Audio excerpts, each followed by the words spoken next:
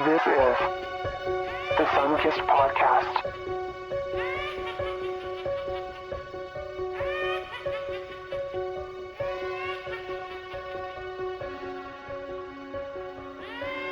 I mean, my headphones on. Order. All right. Good, bro. I'm sorry. I should have said something earlier, so that's my fault. It's all good. I just had shit everywhere, so I was like, "Oh shit." Oh, dude. I just moved, so nothing is completely set yet. So I finally got my wall set up, though. This is dope. Nice. Yeah, it looks good, man. Yeah. Looks cool. I ordered some clear shelving things that go on the wall here, and I'm gonna put like my movies on it. So you're gonna like see like a bunch of my favorite movies. So Cool. yeah, I'm still trying to get everything the way I want, man. But I mean, how's things been on your end, man? Everything cool? Yeah, I'm starting to get back in the swing of things. I Posted two videos in one day. I've seen that. I'm like, what? I know, right? What's going on, man? I know. I had to take a little bit of a break. There's some personal stuff going on again between there's a family member lost, and there was lost in the family, and then there was I lost my job. That happened, so that was bad. Yeah, but I got a new job now, so things are starting to stabilize a little bit. I remember months ago I reached out for something. I think I messaged you because you posted something, and you were like, "Man, yeah, I know. I've just been like down this," and you didn't go into details. I'm like, "Hey, man, if you need some, like, hey, I'm here." Yeah, I appreciate it, man. Yeah, there was some rough stuff going on, and I really had to take a back seat, because I was trying. Like, that's the thing. It's like between like the Empty Man video and the lead up to Halloween with like the couple videos I put out, it was a live streams. I was trying. I was like, dude, you're crashing here. Like, you're burning out. Like, you need to chill. So yeah, and I'm a firm believer, and sometimes you got to take a step back to move forward because you got to see everything in front of you. Yep. I feel like if you just keep going forward, you're not going to see what's beside you or what's coming, you know? So yeah, I think that was a very smart move just as a person, and I'm sure, you're going to make better content now. I'm sure you're more clear headed. Yeah. So I'm very excited to see, exactly what transpires from this, man. Yeah. I'm excited to get going again. I'm excited for everybody, you and everybody else to see, because I want to change my approach a little bit. Still same stuff, but just a different approach to make it a little bit easier for me to get stuff out. So, Yeah. And that's one thing that I don't know if you've seen on Instagram, but like I went like a month without posting any podcasts because I knew the move was coming up. But at the place I was living in, there were some personal issues going on inside the house. And, it was just like, I can't focus on a podcast right now because I got all this shit going on and blah, blah, blah. But, but it felt great, putting that first episode out after, that long period of time. It's like, okay, this is it. Yep. So, shake the rust off. Yeah. Well, man, before we get into, first off, guys, I asked Joe to come back on the show. This is your third time, man. So lucky number 3. Our first time kind of meeting and seeing each other, which is cool. But I brought him on the show to talk about the new Texas Chainsaw Massacre. Leave the out of it. It's just Texas Chainsaw, dude. So many people text me did you see the new the Texas channel? There's no the in it. Leave it out. That was only in the first. But have you? I know you are someone who tries to stay away from anything Halloween, but have you been keeping up with the updates and the filming and all that? I mean, I'm seeing that they wrap filming. That's just about it. Okay. Well, I'm not gonna go into anything with you because I know you're one of those people who just I don't want to know nothing, just want to go in. And when it comes to something this big, this is near and dear. and I'm a huge Halloween but fan. I'm not I'm not trying to get too much. Like, I was concerned about the filming, but it seems like the filming is basically almost done. I know Jamie just heard last day of filming was like a day or two ago.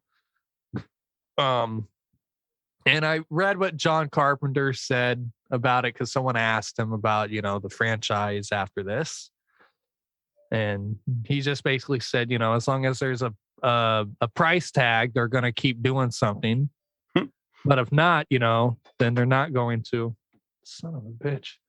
They're not going to make, movies. But from his understanding, in terms of the, the Gordon Green, this is it. You want to end it. Yeah. I know Blumhouse would love to continue it, and I would love for them to continue it because it seems like they got a good grasp on at least the visuals of what Halloween is, So I would love for Blumhouse to work something out with, like, a COD to keep it in with them at some point. Rather that's a Netflix series or, another reboot. But yeah, me personally, I would like it to end for, Michael to die. Just because, the dude's like almost 70 years old with the 4-year time jump. You know what I mean? Like, yeah. What? You're going to have him be 90? No, that's not it. So other than that, I don't really care to figure out too much more. I'm just happy that, they got through filming with COVID and everything. It is coming out this year, which is fucking awesome. We don't have to wait. So, right. Yeah, man. So what are you expecting? And do you think this is going to be, quote unquote, the death of Michael before they do another reboot? Or do you think they're going to keep him alive in this?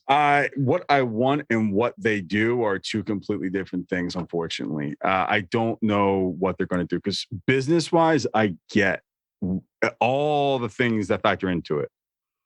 Like everything what Carpenter was talking about, like he understands it now. Like he used to sort of be like, meh about it, but he gets it. Like he knows and he don't care. He wants to get a paycheck. He's all for it now. Like he's just like, whatever, but if it's crap, he'll come out and say it. I don't know what to expect. There's so many things he can do. Many things. I don't think it's going to be the last, obviously, but this iteration, I think it'll be the last. I think if I were in charge, if I was in you all right? You good? Yeah, it's just this phone needs to, I'm just gonna toss it. So, yeah. I was gonna say you got a bunch of notifications going. I was like, what's going on? Like alarm clock or something?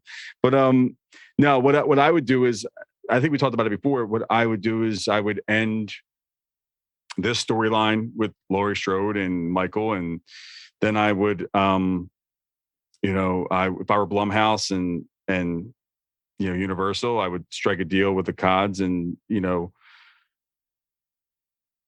assign a different director and basically do another saga. Just, you don't have to do Laurie Strode. Use the original story as your baseline, and then you could do 1980.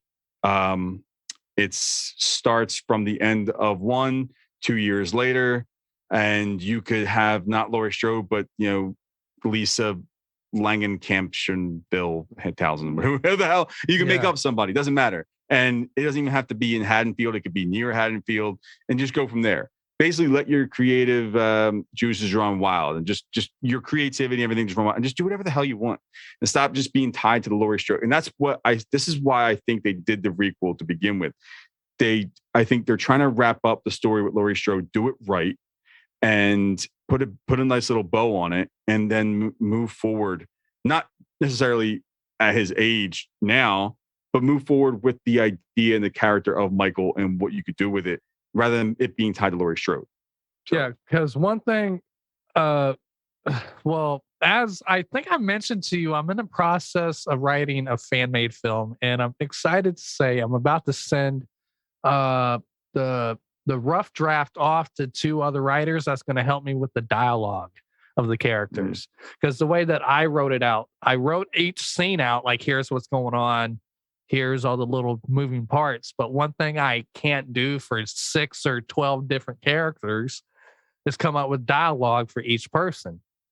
That's just something my head can't, because I got you. Because I can't put myself in 12 different, head spaces. Can I make a recommendation? Yeah. Get one male co-writer, get one female co-writer. That's how it worked out. That's not what I was trying to do, but that's just how it worked. So because if you write if it's dudes writing women's dialogue, it ain't gonna be realistic. And if it's and it could, if a woman were to write dialogue for you, you could very easily sit there and come in and say like, I think a guy would say this or whatever. You give your 2 cents on that. But if it's just all one set, it's just like, it's hard to, and in horror movies in general were bad with in the past. Look at Halloween. It was Deborah Hill, John Carpenter.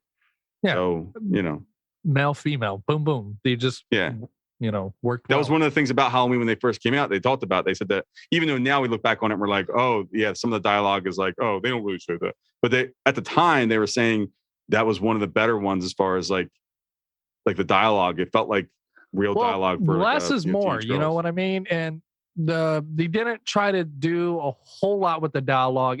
There was no wasted words in that movie. Yeah. Like everything had a purpose. And that's one thing that I'm trying to do. But we'll see. I don't think it's going to come out this year. I wanted it to come out before ends because it was going to be my continuation of Kills, but I don't think it's going to happen. So I might do that concept still, but it's just going to have to come out later, which is okay. I'm good with that. I'm not trying to rush anything.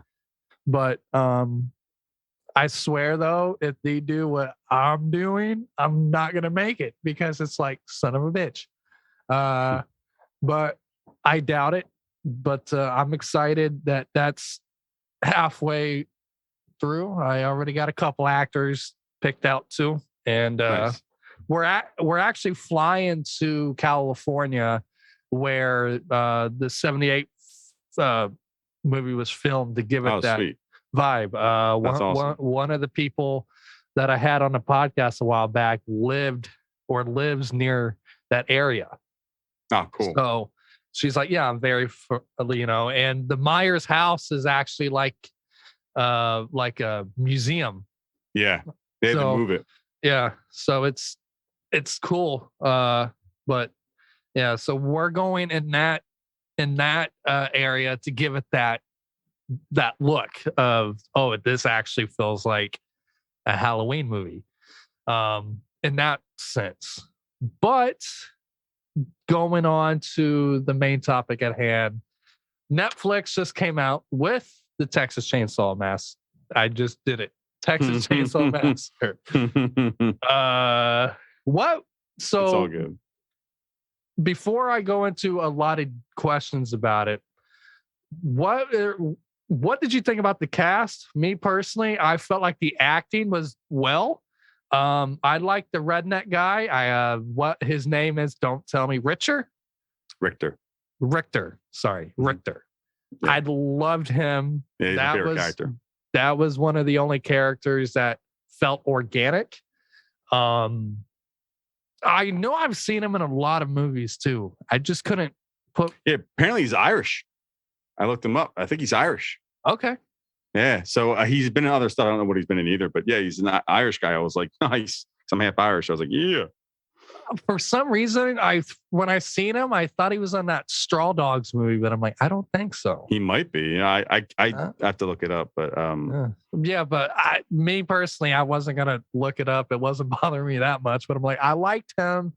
But the cast itself, I felt like the acting was good. I just didn't like the writing of the characters per se. Yeah. I was gonna say, have you given your opinion on it so like in a show yet, in the podcast yet? No, this is Yeah. I'll say you want to give your 2 cents first, and then I'll give my 2. Yes. So that was my 2 cents, at least, Dialogue, with at the least. characters. Okay. And the character development sucked. There wasn't a whole lot of time to even the girl that had got shot at the school, the way that they just threw that in there, there wasn't no build to it, but it did make sense of why she may have had issues with guns instead of just being a pussy. I don't care if you cancel me. But it was like her story made sense, but to me, it was just like they just threw everything on us way too quick. They didn't give it time to build. But other than that, the acting was good. I just didn't like, the character development and the introductions of everybody. That's it. What did you think about the practical effects and the cinematography and everything? I thought the movie was fun once shit started happening. I thought it was well done in terms of that. Like, one of my favorite kills was I didn't understand what was going on at first, but the one with the swinging doors when he cut the dude in the jaw. Mm-hmm. Just less is more, like it wasn't the cool bus scene where he just, that was overkill, but it was fun, Yeah. But that was a beautiful scene, the way it was shot with the lighting and the doors and the way he came out. But, I thought the movie was fun when shit started happening. It definitely had potential to be really good. I like this better than the one that came out in 2017 of Leatherface, and the one before that where the 3D one. Yeah. Yeah. The worst line of all time. Do your thing, cuz. So, like, I thought this was better than those 2 movies. Yeah. But it definitely had potential. And I think they're going to make a prequel or whatever to it, because there's so many things that happen between then and, what we've seen. I have a lot of questions, but I'm not going to get into that right now.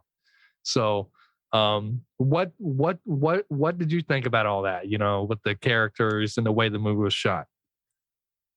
I think it stunk. No, no, it was all right. It was okay. It was all right. For slasher standards or like horror movie standards, whatever, which I hate saying because it's like a movie's a movie, but it wasn't bad. It was good. It was good. It was okay. But from a movie standpoint, it was just not good. I think it had potential. I think there was some cool things they did. I think as far as the thing with the school shooting thing, that was clever. I liked, not clever, but I liked the way they intertwined that, because you weren't expecting that, because you're seeing all these, sort of like, Austin residents sort of coming in to, and there was some commentary on that, social commentary on that, which I liked, because, I wasn't expecting that. And that was, they were going in a good direction with that, because that's a legit conversation to be had about, people coming in and young crowds coming in, just sort of taking over a town that was sort of already there, people already there and everything. And even regardless if there's people there or not, like, you're building on it, whatever. And disrespecting, people and culture and their culture. Yeah. Now, but there's also things to be said about, I don't think he was saying, anti-liberal or like, ultra conservative. I don't think it was getting into that. I just think it had more so about people coming into a town that was sort of, just it's one of the last hole in the grounds, in America, which I like those little towns. That's the most down to earth people you'll ever meet. Yeah. And those people are not changing at all. You're not going to change anything about that. Well, it's one thing that she was all for the character who was there, the lady who was there at the nursery. She was all for them coming in. She was okay. Yeah. But what where the issue was the fact that the young guy was sort of being disrespectful about the fact that, like, hey, no, we own this place. And before he just felt like they did. He didn't even know if he did. He's like, don't you have the paperwork? He's like, oh crap. He was like, oh shit, I don't know if I have the paperwork. So it was like, that's what they were trying to say more. So it was like, you were running these people out of town and you don't even know if you own the place. And it was like the idea that they owned it before they actually owned everything. So, and that's what like Richter was saying when he took the keys. He's like, bring me the deed. Yeah. Get your shit back. Yeah. And I thought Richter was a good character because I feel like they should have used him more. My God. Yeah. I was, when they killed him off, and there's spoiler, I guess you're going to say spoiler warning. So if you haven't seen the movie, there's lots of spoilers. So don't, but when they killed him off, I almost threw my fucking shoe at the fucking TV. I was like, "Get the fuck out of here, movie." Like, I was so fucking pissed because it was the only really intriguing and interesting character. There was other characters, but they seem to be killing people off at a rapid fucking pace. And I know it's Texas Chainsaw Massacre. I get it, but you can't expect me to get invested in these characters if you're just going to kill them off like that. Like, so he was an interesting character because he took all the prototypical things that you see from a Texas sort of like Southern, like what you said, Southern, like redneck stuff like that. Yeah. Right. That's what you said. You're like, oh, that redneck dude, like all the prototypical things you see in a movie, where it's like, they're like, what are you doing here? And, you ain't around here and shit, all that shit about being mean and nasty. He was the opposite. Like, he had a gun and they asked him about it. And he was like, yeah, I shoot, the population of the whatever, fuck, the pigs, whatever. I don't know what it was called there. He's like, yeah, I do that. Whatever. You got a problem with it, whatever. Is there a problem? But he wasn't a dick. And then he showed up and they asked some questions. He was talking to the guy. And then when she said, oh, I got, what she said, I had a school shooting, whatever. What did he do? Was he a dick about it? No. He was like, wow. I can't imagine what that's going on. I'm like, well, there you go. This is cool. They're actually going away from that prototypical shit that we always see in movies. And then right when you're starting to like them, they kill them all. I'm like, what the fuck? What? Why? What? To me, you could have. Now, I understand if you don't want to make him the main character, but you could have easily saddled him up with He could have been like a good second character to help. Because eyebrows sucked. Eyebrows sucked as a second character. I don't even remember her name, but the one with the real bushy. The one that got her head cut off at the end. Oh, yeah. I mean, like, they didn't do enough to get me attached to those characters. The only thing I was attached to was the character who went through the school shooting. Her sister. That's the only. And you can't expect me to get heavily involved. They even brought the character, well, not the same actress, but the Sandy or whatever. West version of Laurie Strode. They try to do a 2018 reboot. Well, to me, I expected that. I thought that too, based on what I heard from the trailers and everything like that. And I was the way she looked, the dress, the hair. I thought it too, but if you look at it, it's more of a misdirection. They did that on purpose.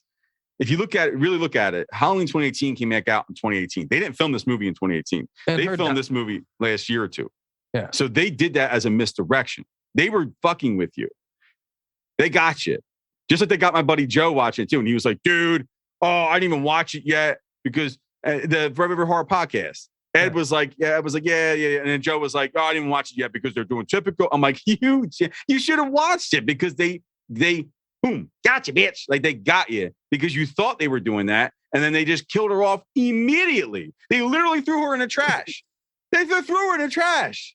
They threw her away. I was like, what the fuck did you just do? Why did you do that? I hated how they tried so hard to make her this badass character. And her dialogue sucked. But think about it. They didn't. That was at first I had a problem with it too. And I still do have a problem with it. But that was one of the more clever things that the movie actually did. If you really look at it, because they subverted your expectations. You thought you were getting a Laurie Strode ripoff. You thought you were getting a badass. You thought they were building her up to be this badass. And they were, but they were doing the unexpected thing by just when they had the big showdown, she just gets destroyed immediately. Like, they literally built this up for you to be completely just surprised and like, whoa. But it doesn't mean that I like it. I thought that was just like, that was piss poor. Like, I was, the fuck? That's a bad idea. One thing I hated with it is she had her chance when she went in the house and he was sitting down. She had the shotgun and he didn't do nothing. He just looked at her. If you wanted to kill him that bad, would you just... I yelled at the TV. I was like, why are you not shooting him? But there was a one time when she said, what did she say to him? Remember. The Laurie Strode thing kind of deal. Not just Laurie Strode, just PTSD in general when it comes to these movies. And a lot of times in these movies, especially slasher movies, when people come back, get their revenge or whatever, they look and they're like, oh, and there's a big showdown and they remember each other. When you have killers like this and they don't remember, especially when we were that long ago, they don't like. So like when they're wrapped up, these people are wrapped up with who their attackers were, and they realize like Laurie Strode is going to realize in this movie and the next movie that they didn't remember who you were. Like that's going to hit her in Halloween Ends. That like this person she's been thinking about her entire life doesn't even know who she is or remembers who she is. I think that is well, did you watch the alternate ending, which was supposed to be the original with the DVD? Halloween, yeah. Mm-hmm. Yeah, that was way better than what we got. Yeah, I don't know why they left it out of the. I think they did that because the script leaked, and they're like, "Well, we got to change something. We got it." I think let's give them something they're not going to expect. And that ending was a little weird. I like the Psycho callback, I guess. It seemed like in the shower in the movie Psycho, you seen the knife, but you didn't see a whole lot of blood or anything penetrate. But I thought when Karen got killed, that was like a Psycho type vibe to me. Yeah, it reminded me of when Judith got killed a little bit. Yeah. But yeah. I was just like, yeah. So I think he does remember her to an extent. I just think he doesn't. To an extent. I just don't think he cared. And same thing with Texas Chainsaw Leatherface. He just doesn't. But that was the idea. The idea was her to kind of go like it hit her in the moment. Like this person doesn't even remember who I am. And I honestly think he doesn't. I think that was a one-time thing, and he probably. Yeah. Exactly. But to do that and then just sort of get rid of that character so fast. I get what they were doing. It's clever in the moment because it's like, oh, gotcha. It's like, oh, it's a quick subversion. But from a story standpoint as a whole, and when you're trying to sort of develop this shit, like it's like that was a poor writing decision. I don't know. I wouldn't have gone that direction. I would have kept Richter alive. I would have kept the main character going. And then another character live, and but the way that they kind of mapped everything out is like, what the hell? What did you think about the end? It was a clever way to do like a modern take on the original ending. It was clever in that way because of the Tesla, everything, and it's like a regular car. You can stop the car, And here it's just like goes to show you like technology. It's like this car keeps going and you can't stop it. But it's the same thing as the original ending in a way. Like she's driving away, looking back and sees him with the thing where, whereas this time grabs somebody, kills it. She has to watch. And then he starts, dancing around like he's, some 80s flash dance, like, yeah. Woo! All right, there, Leather. Calm down. I thought that the fight scene was cheesy. I didn't like how her sister grabbed the chainsaw like a badass. That chainsaw was bigger than her. I knew he didn't die. Like that barely clipped his chin. You know what I mean? Like, well, that's when that happened. I had to stop and rewind. I'm like, wait, what the fuck just happened? Like, what? So I went around. I was like, did you cut the skin of his grandma's face, or his, like why would you have a character do that? Like, that's what was bizarre to me was the decisions that they were making and they were writing in. Well, it's just like, what? At first, I thought it was going to be cool. I'm like, oh, live by the sword, die by the sword. I thought it was going to be brutal. Yeah. But when I seen that, I'm like, what? It doesn't make any sense. It doesn't make any sense. I get you want to make probably a couple movies out of this, but it might have been better to just, I don't know. I just tell a better story and then get to the crazy shit and act. Well, I think there's a story to it, and I'm interested to see what they do after this. But no, before that though, yeah, the ending was crazy. For one, I'm gonna throw the chainsaw in the damn water after I'm done using it. Because if there's any chance that motherfucker is still alive, I know. I'm not leaving that shit out. I'm taking this shit with me. Not even that. Like, he falls in the water. You take that shit and you cut his fucking head off. What are you doing? Happened multiple times in this movie, and it bothered the shit out of me. People just making dumb decisions. Like, I get it. It's a horror movie, but we're past that now. We're adults now. Okay? We have to stop this fucking bad horror movie shit where people make dumb decisions. Shit's got to stop. Like, it's one thing to watch a horror movie and go, I wouldn't do that. Why would you do that? Because you never know. You're watching the movie and you're watching it from an audience perspective going like, oh, why would you go in there? But in real life, yeah, you probably would go in there, but it just all depends. But people making dumb decisions in movies and people just like chalking it up as like, oh, well, it's just a dumb horror movie. I mean, you guys have to do dumb shit. Oh. We're adults now. We're not fucking little kids anymore. The 80s are over. Dumb horror movies and people making dumb decisions in horror movies are just, can we grow up, please? There's a reason why there's certain horror movies that still withstand the test of time. Like the 78 Halloween wasn't like that. The first Scream was not like that. Yep. And I actually just watched that today. I got the 4K 25th anniversary. Oh, very nice. Yeah, it was very nice. Very, very nice. But I got to talk about that movie. I've got to talk about that movie next. Another time. That's another one. It's a good one, but we'll talk about it later. Yeah. What's the reason why I did that? I'm not watching the new Scream yet because it's when Scream came out. Oh, you haven't seen it? No, and I'm not. I'm gonna watch them all before. You haven't seen them all? I have at some point bits and pieces, but like I didn't grow up on Scream. I grew up on Halloween. Okay. That was my thing. So, so I just got that. I just ordered the Blu-ray of Scream 2. So, I'm just gonna, and so far, I think Ghostface is my second favorite slasher, even though it's a different, killer in each movie. Yeah, it's like a whodunit. I think Scream to the first one is probably my second favorite slasher movie of all time. A lot of people like Scream, and it is a good movie. It's a great movie. The questions I got though is how did Virginia, that was his mom, or the orphanage lady, that was her name. Orphanage lady, yeah. How did she hide Leatherface? Like, you know what I mean? Like all those years. Well, it's bizarre because in the movie, the original movie, he was a grown man. He was an adult. In the first movie, he was a grown adult man.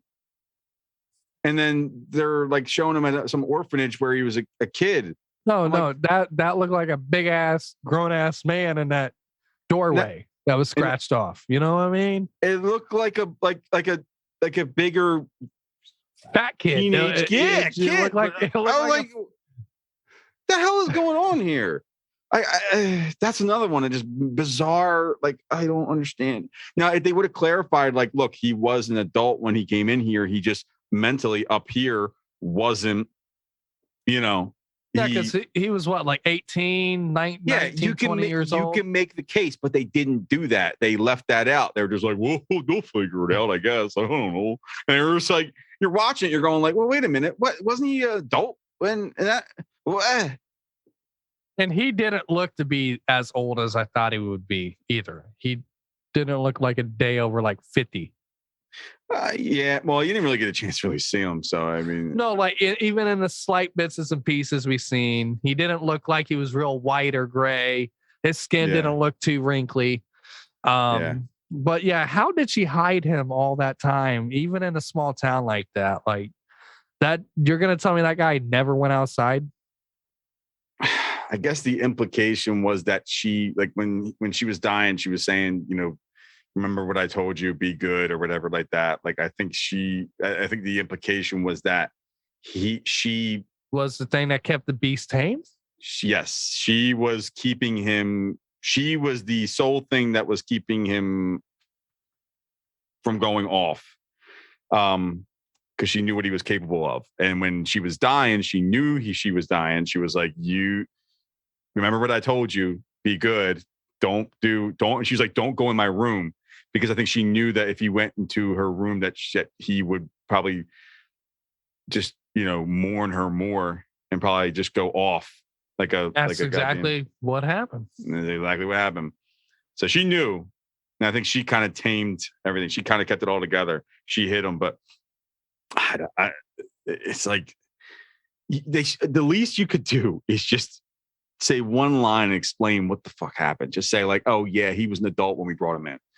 He was an adult, but he had a child's mind or some bullshit. Yeah. I don't know, man. Like she hit him and said to people that he had just say something because people were confused about that part. I don't even remember what she said, but she's like, that's the last of my boys. He's not right, or he's not meant to be outside or whatever. Yeah. Thanks, movie. Thanks for that explanation. I really appreciate it. I'm so glad you put as much effort and thought in that fucking excuse and that writing. Thank you. Is there anything else you want to help us out with? What the fuck? Yeah, first thing he does after you say be good is cut your fucking face off and wear it. Yeah. But that's the kind of questions that we shouldn't be asking after a movie like that. Like, yeah, are these movies junk food? Yeah, but they don't have to be frustrating junk food. They don't have to be junk food that you're sitting there watching and just going like, well, I don't care. Like once Richter got killed and once it's like, okay, here we go again. Yeah. Like you killed a couple characters off. Oh, what the hell? And then it's like Richter got killed off. Like, what the fuck? And the one person I like, and then you get to, and then the main, you're building up to this thing, then you kill her off. You're like, well, what the hell's going on here? And you can make dumb decisions and you don't know why he's even there. He's apparently a kid, but he wasn't when he killed the original people. And you're like, what in the fucking fuck? Why? Why? Yeah. What did you think about The Mask? There were certain parts where it was like, but towards the end, like when it was wet, it actually looked pretty scary. Like when, yeah, at the end, to an end. Yeah, like it was like he can't have the original mask of it, obviously. So my favorite's the lady one from one of the originals where he had the lipstick on and blue eyeliner and everything. Which I'm sure they'll probably get into more of that maybe with another sequel or two. But it's like this was good for now. Get going, and obviously it was the character. It was the person who was his, I guess, quote unquote mom or whatever. It made sense. Oh, why didn't Ruth flee? In the movie, that Ruth was the blonde in the bus. Yeah, I was asking that question too. I get it. Sometimes you're scared to death and you're just frozen. But in real life, I'm running as fast. I'm doing Usain Bolt in that field, man. Yeah, there was a couple of times where she had time. There was times where I was watching. I was going, play dead, just play dead. And she was knocked out. She played knocked out. She played. Yeah, she played it right. And then, but when she had an opportunity to go, she was too slow about it. Yeah, she froze. Well, you can make the case, but that you got to convey it on camera and you got to convey it to the screen that like you're almost you're paralyzed and like in fear, which can happen. You don't know. Like, look, how many people like? I hate to use this. I've never been into it, but it's like I'll say it because they used it in the movie, the school shooting thing, right? And some people run, but some people are you've heard eyewitness reports and stories. Some people are just frozen, and that can happen where you're just frozen in fear. It's not completely impossible for that to happen. So I get it, but watching it from a film standpoint, after it's like it's clear that you can't fake this anymore. You got to go. You got to fucking go. Yeah, And I've never been in school shootings or something in that manner, but I've been in some pretty deep shit. And I'm like that one person who's surprisingly calm. And then after it's all said and done, that's when I'm like, that's when that's when I start to get all weird after everything is said and done. Because I've composed throughout everything, and then, when you have time to sit down and think and you're like, fuck, man. Yeah. That scene was, and it was the suspense in that scene sucked too. Like I knew he was going to be there when when she was trying to crawl out the window and the camera pans, there was no suspense to that whatsoever. It's like, it's like, of course, of course. No suspense. That's another thing. It wasn't scary. That's one of my frustrating parts about it. Is like, it wasn't scary. And there are a couple of gory scenes here and there. That's what I will say. I'm going to give credit to it. Practical effects were good. And the cinematography was good. It was a good looking movie. The acting was solid for what it was, but the writing and the pacing and the story itself was piss poor. So I don't know. To me, you had an opportunity to sort of do something different with this and sort of make him scary again. And it just like, it was just like Jason killing people. I'm just like, all right. Well, what am I getting out of this? I'm not scared. I'm not like, I don't understand what I'm doing here. Like I said, I just thought it was fun. Like it was cool. It was fun from the visuals and the killings. It was fun. It was nonstop. Yeah, once it got going, it was cool. Once it got going, yeah. Another question though is, how did he get back to the orphanage? I'm sure he hiked, but it's like you had all those people outside in the front partying and shit. They didn't talk about a back door. To our knowledge, there was only that one door. How did he get back to the orphanage without being seen? At that point, I mean, who the fuck knows? I mean, to be honest with you, I mean, it's like with all the plot holes and issues with the story at this point. I mean, that's just like water under the bridge. At that point, it's just like, well, for me, magic. It's fucking magic. Things, you fucking transport it. It's just little things to me that, because like when I watch a movie and I'm trying to grade it as a movie, put like connecting dots. No dots were connected. It's like, no. Here's dot A. They went to Z, then B, then E. Then exactly. That's my point I'm trying to make. Like, if they're not going to do the due diligence, if they're not going to put the effort into getting you to understand or explain that on screen, if the people who make the movie aren't going to put the effort in to do that and explain it, then why the fuck should we have to try to figure it out? We shouldn't have to figure it out. If it's something like a mystery, like, ooh, yeah, but there's nothing there. They just were just like, oh, he's here. Oh, chainsaw time. It's like, okay, all right. So it's a good question to wonder how he got there. But at that point, it's like, well, if they didn't give a fuck, I'm not going to give a fuck. If they didn't spend time on it, I'm not going to waste time on it. Well, then I guess I'll be that one person who does give a fuck, because I like good movies, and I'm not going to watch it again because it's just, there's no rewatch value exactly to it. And like you said earlier, why did Melody not run? When Rector was getting killed, she had her chance under the bed. I could see. I mean, she's got to stay put there. I thought you were talking about when. No. Like when they were fighting and he was occupied before he was getting his head smashed. Like, she definitely had her chance to. I thought you were talking about the ambulance when. That's who I thought you were talking about. See, 'cause I don't even know the names of the characters. So Ruth was the blonde who died. That's I was talking about Ruth. Ruth. Yeah. Ruth was frozen. What Melody did was smart. That was smart. I would have booked it when Rector had him tied for a second. Like, that's my chance. Right. Yeah, you can make the case. You can make the case then. Yeah. While they're fighting, you could definitely make the case that you can make an exit there. And that's probably what, I mean, I honestly, when I was watching it, what I was saying to the screen was, why don't you fucking help him? Why don't you help him? He could use a hand right now. That's just me. And also, why did no one else leave? You know, like when that black chick scene, what's his face? I can't remember the guy's name. The guy that had his face chopped. Yeah, like one of the main characters who we don't know their fucking names. Why? Because we can't remember any of the names. Why did you guys? I would have been like, all right, guys, let's get on this bus. We're getting the fuck out of here. Like, I can't even remember why they didn't leave. Why didn't they leave? It was the keys were in there. No. Richter had them, didn't he? He took the keys. And Melody had them. Melody, yeah. See, that's what I'm saying. Like, there was times early in the movie, like the first half of the movie, I was bored out of my mind. I was like, I don't care. It wasn't grabbing my attention. I was like, it's boring as shit. I don't know about you, but at least the first half of the movie, like it was going, I was just like, wait, what's happening? What? Also, another thing with that bus scene, and I was thinking maybe there's no cell phone reception, but the guy was on Instagram Live saying, we're going to cancel you, bro.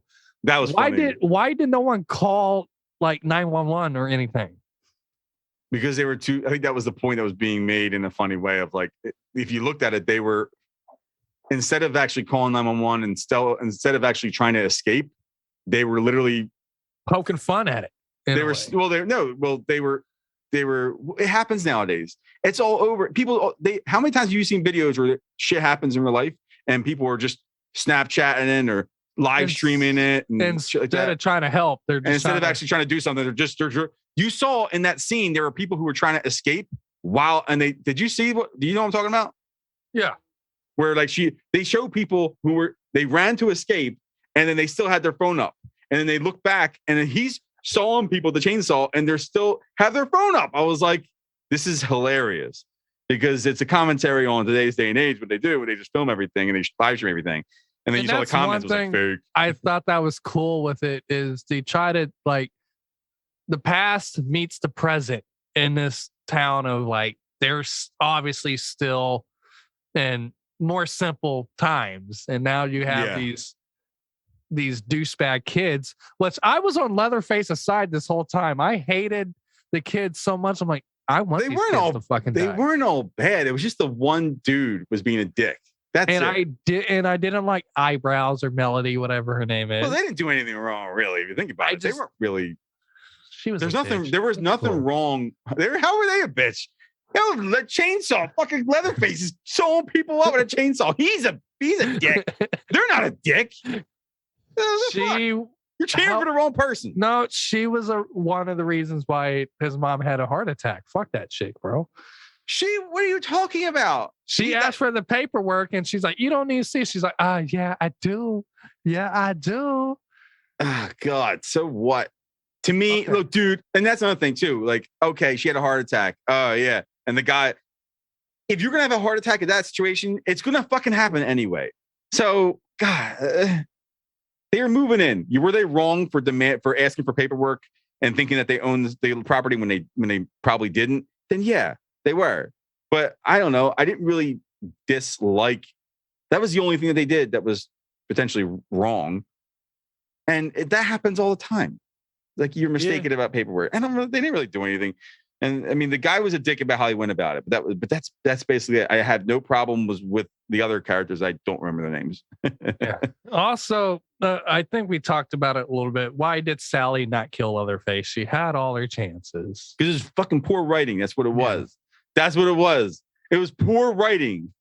And one question that it's weird to me because he showed moments of unhuman-like strength, and then he had moments of like he was struggling.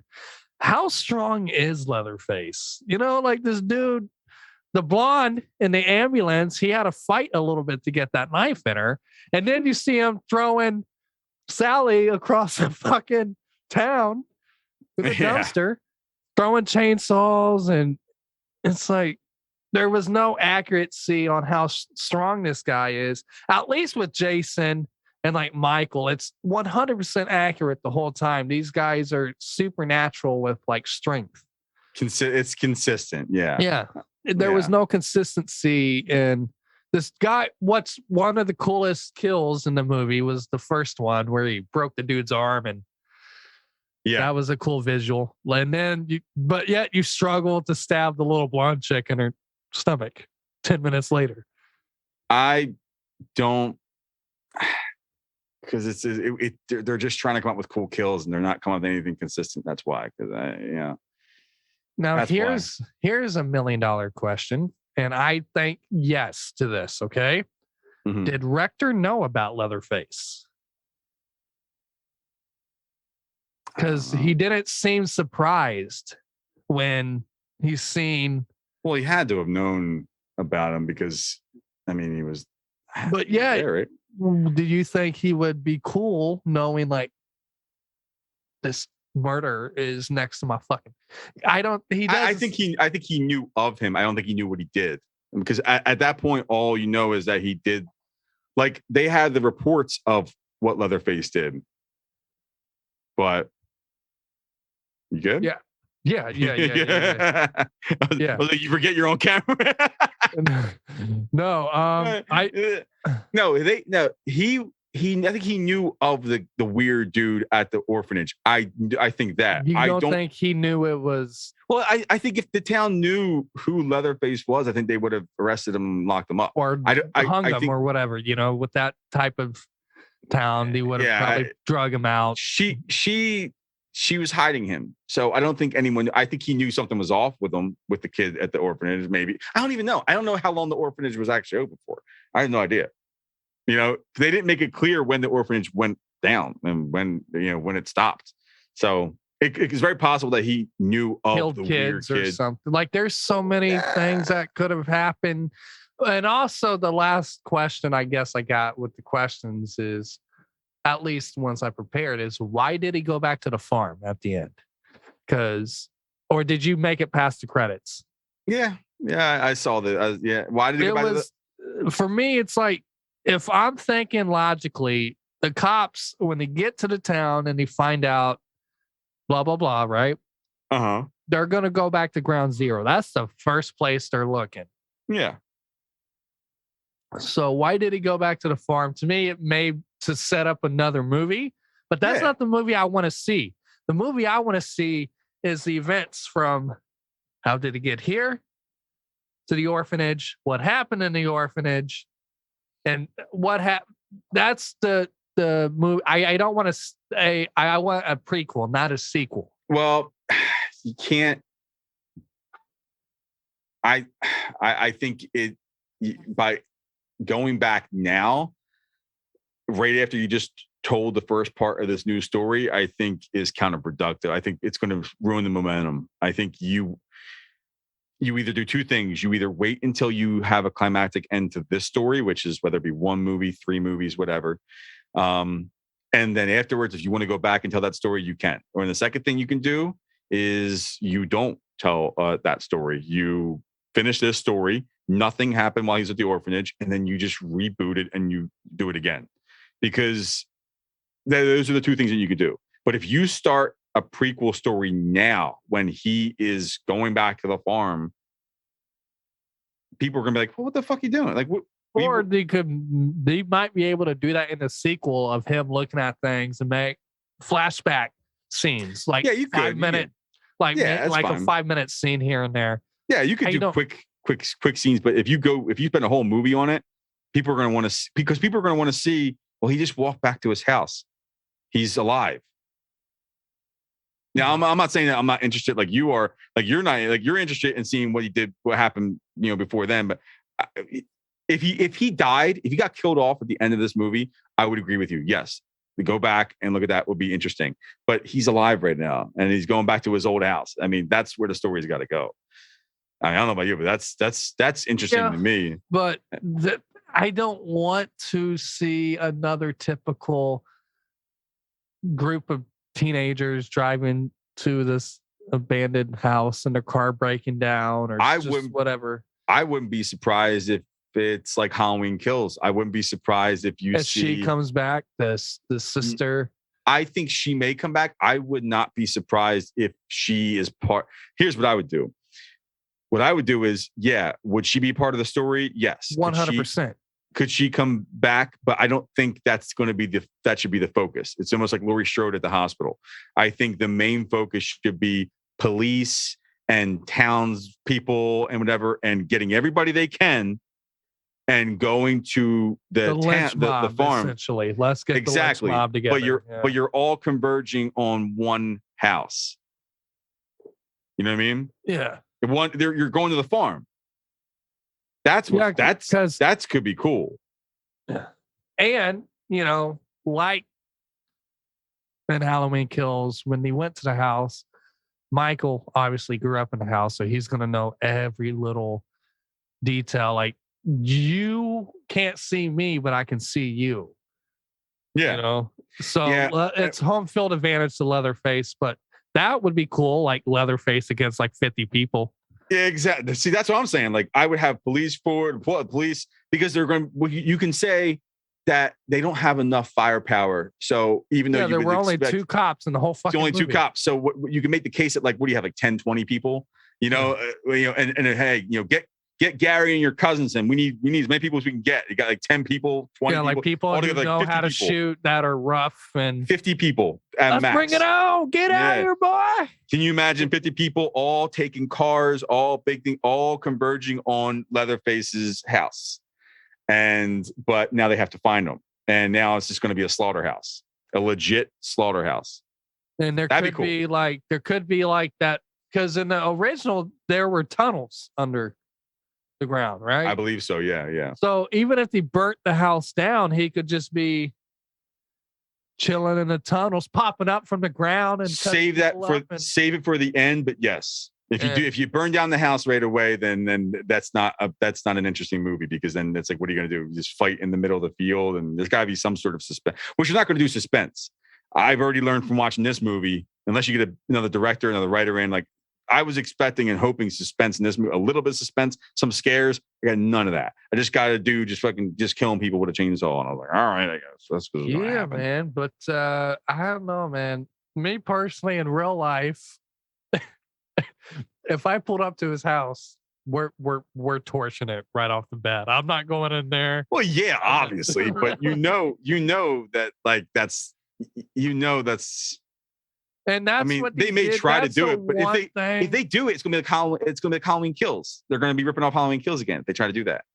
That's the one thing, though, I did like about the Texas Chainsaw Massacre 3D, when they came to the house and they burn it down.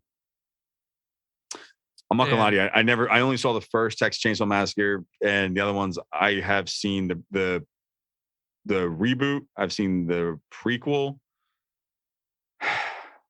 But I haven't seen 2 or 3D. I haven't seen. Well, I think I haven't seen any of those. 3. It had Trey songs in it. That's the one 3D had. I haven't seen that one. Okay. The one with Renee Zellweger and Matthew McConaughey. I haven't seen that one. I heard it was bad. I mean, I haven't seen all of them either, but now I'm interested to go back and see which ones did what right, because I've heard that series is a train wreck of reboots are shitty.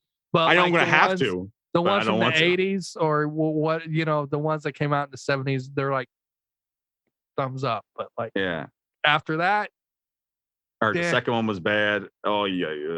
I heard it was. I don't want to. I know I'm going to have to at some point, but I'm going to have to. I am. I'm afraid to. I might lose my goddamn mind watching them. And if I just watch them once and leave them on my wall, cool. That's but I'm fine afraid by of me. watching them. But to me, so my overall grade of this, if I'm going on a 5 stars, 2.5, and that's being generous. Maybe 3. No, 2.5, just because of the visuals and the momentum and the pace.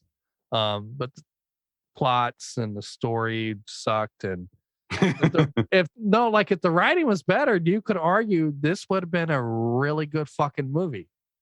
Mm-hmm. Really good movie. Not just for a Netflix standard, but this could have been a 4-star, 3.5.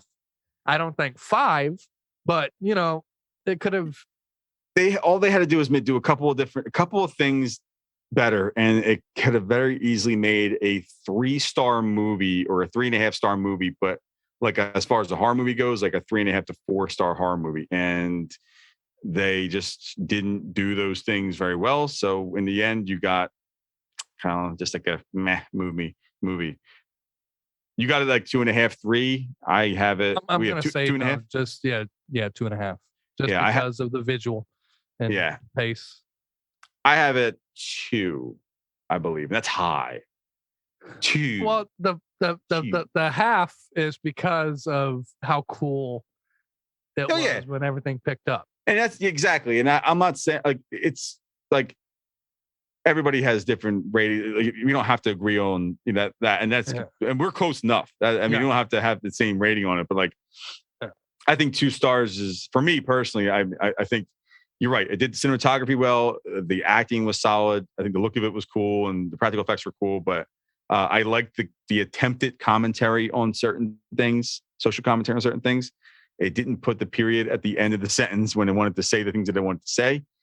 The story was kind of piss poor, and the characters killing them off and everything that was piss poor. So, and it wasn't scary. So, and the score really wasn't that fantastic either. I don't even remember. I think it was like, I got on Google this morning just to see what the people that I think they had it at like a 1.8 overall.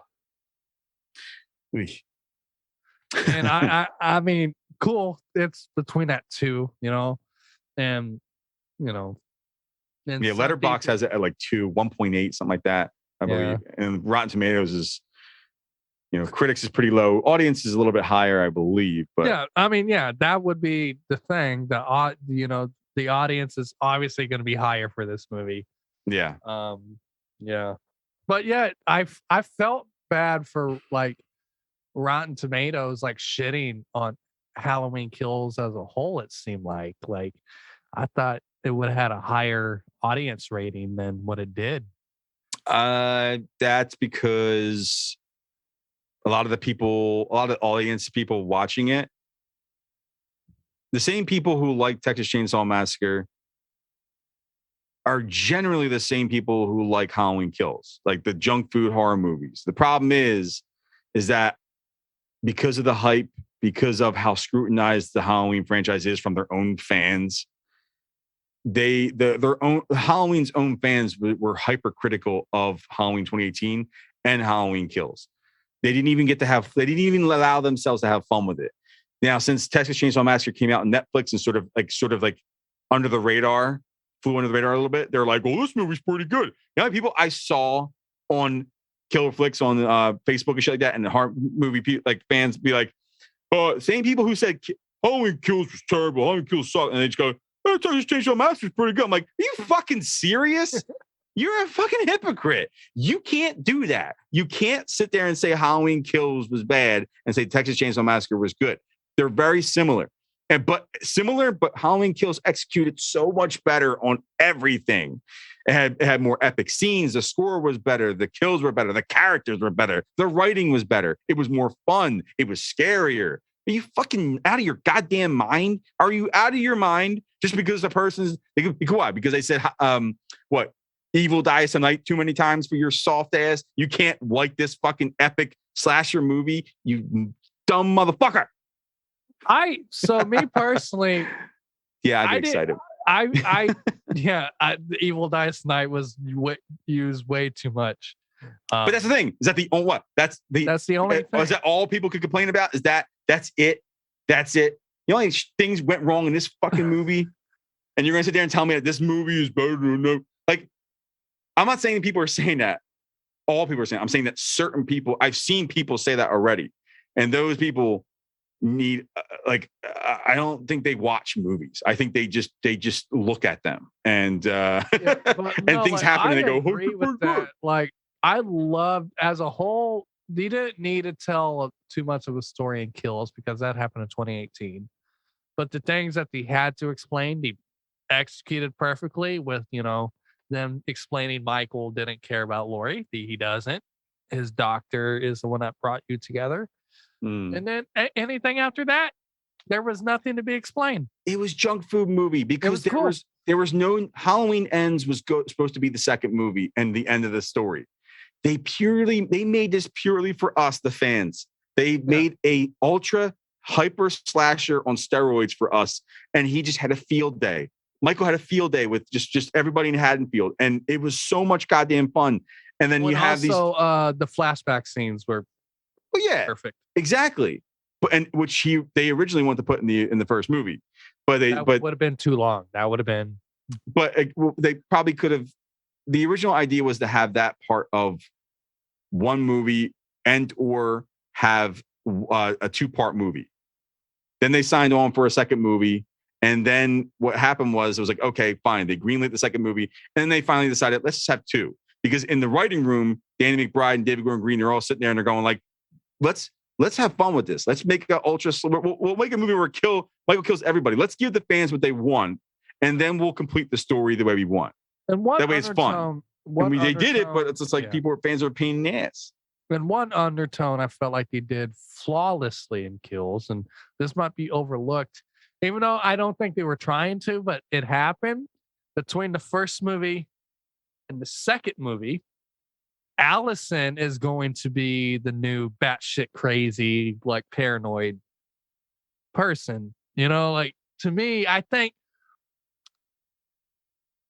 don't know. I just think Laurie's going to be completely different in Ends, and I think Allison's going to be the one trying to convince Laurie, like, hey, like, no, like, so Laurie's going to get borderline suicidal, and she's going to be really depressed out of it. Allison's going to be the one who's going to be hell-bent on revenge and vengeance, and she's going to have to bring Laurie out of it. And so that's going to be a hell of a story too, man. That's going to be when that happens, even though Laurie's going to die, her mom, she better not die. If she dies, I'll be fucking pissed, but whatever. They both need to. Michael needs to die. Laurie doesn't need to die. She probably will. Yeah. But that's why I said what I want and what they may do are 2 completely different things. But let's have him die first, and then her have the, or not that cheesy, but because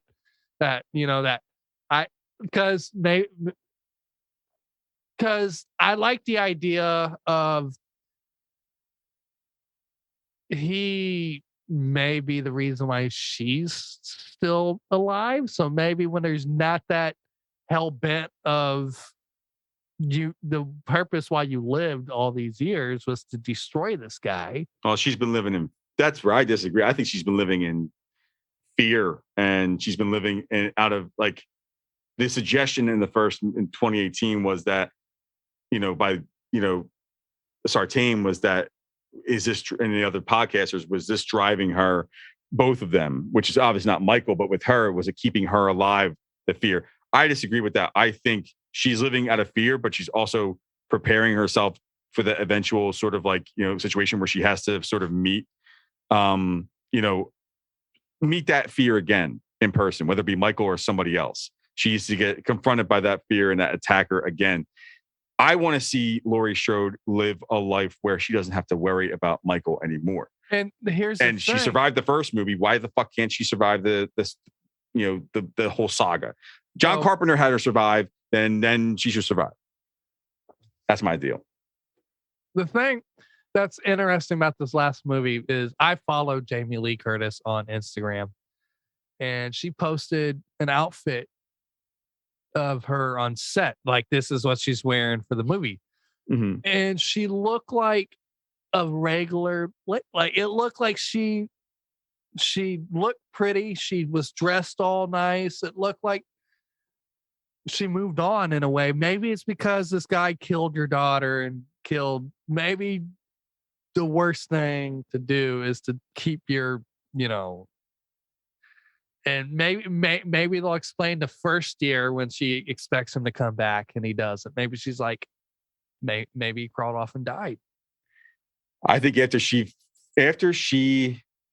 I honestly think after she doesn't find him initially and the town goes into lockdown, which I think they will do, I think she will be a complete mess, because it will then sink in that not only is Michael not care about her or going after her, but you're responsible. You feel responsible for your daughter's death, your son-in-law's death.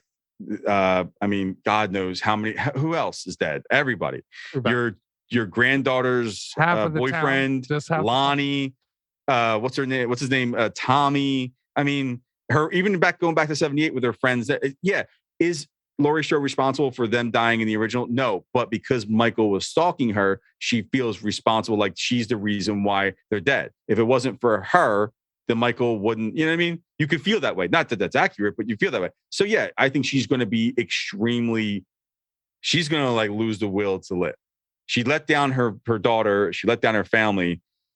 I think she's going to lose. She's going to be really, really bad. And she's going to be in bad shape. Happen at first. And then Allison's going to snap her out of it. And then she's going to, but I think she should survive. That's what my thing is. For me, in the photo, it looked like date night. So maybe her and Hawkins are a thing. And I don't know. I hope that's after the fact. I hope they play around with it, but I hope it's not until after they kill Michael to where you see an epilogue. You see a kiss scene or like that. Well, you see Laurie, you see Hawkins, Laurie, Hawkins, and you see Allison just sort of living life without the fear of the shape looming in the background. That's all I want to see. And as a fan of this franchise and whatever, that's what that character deserves. That's what we deserve. And that's what I think should happen.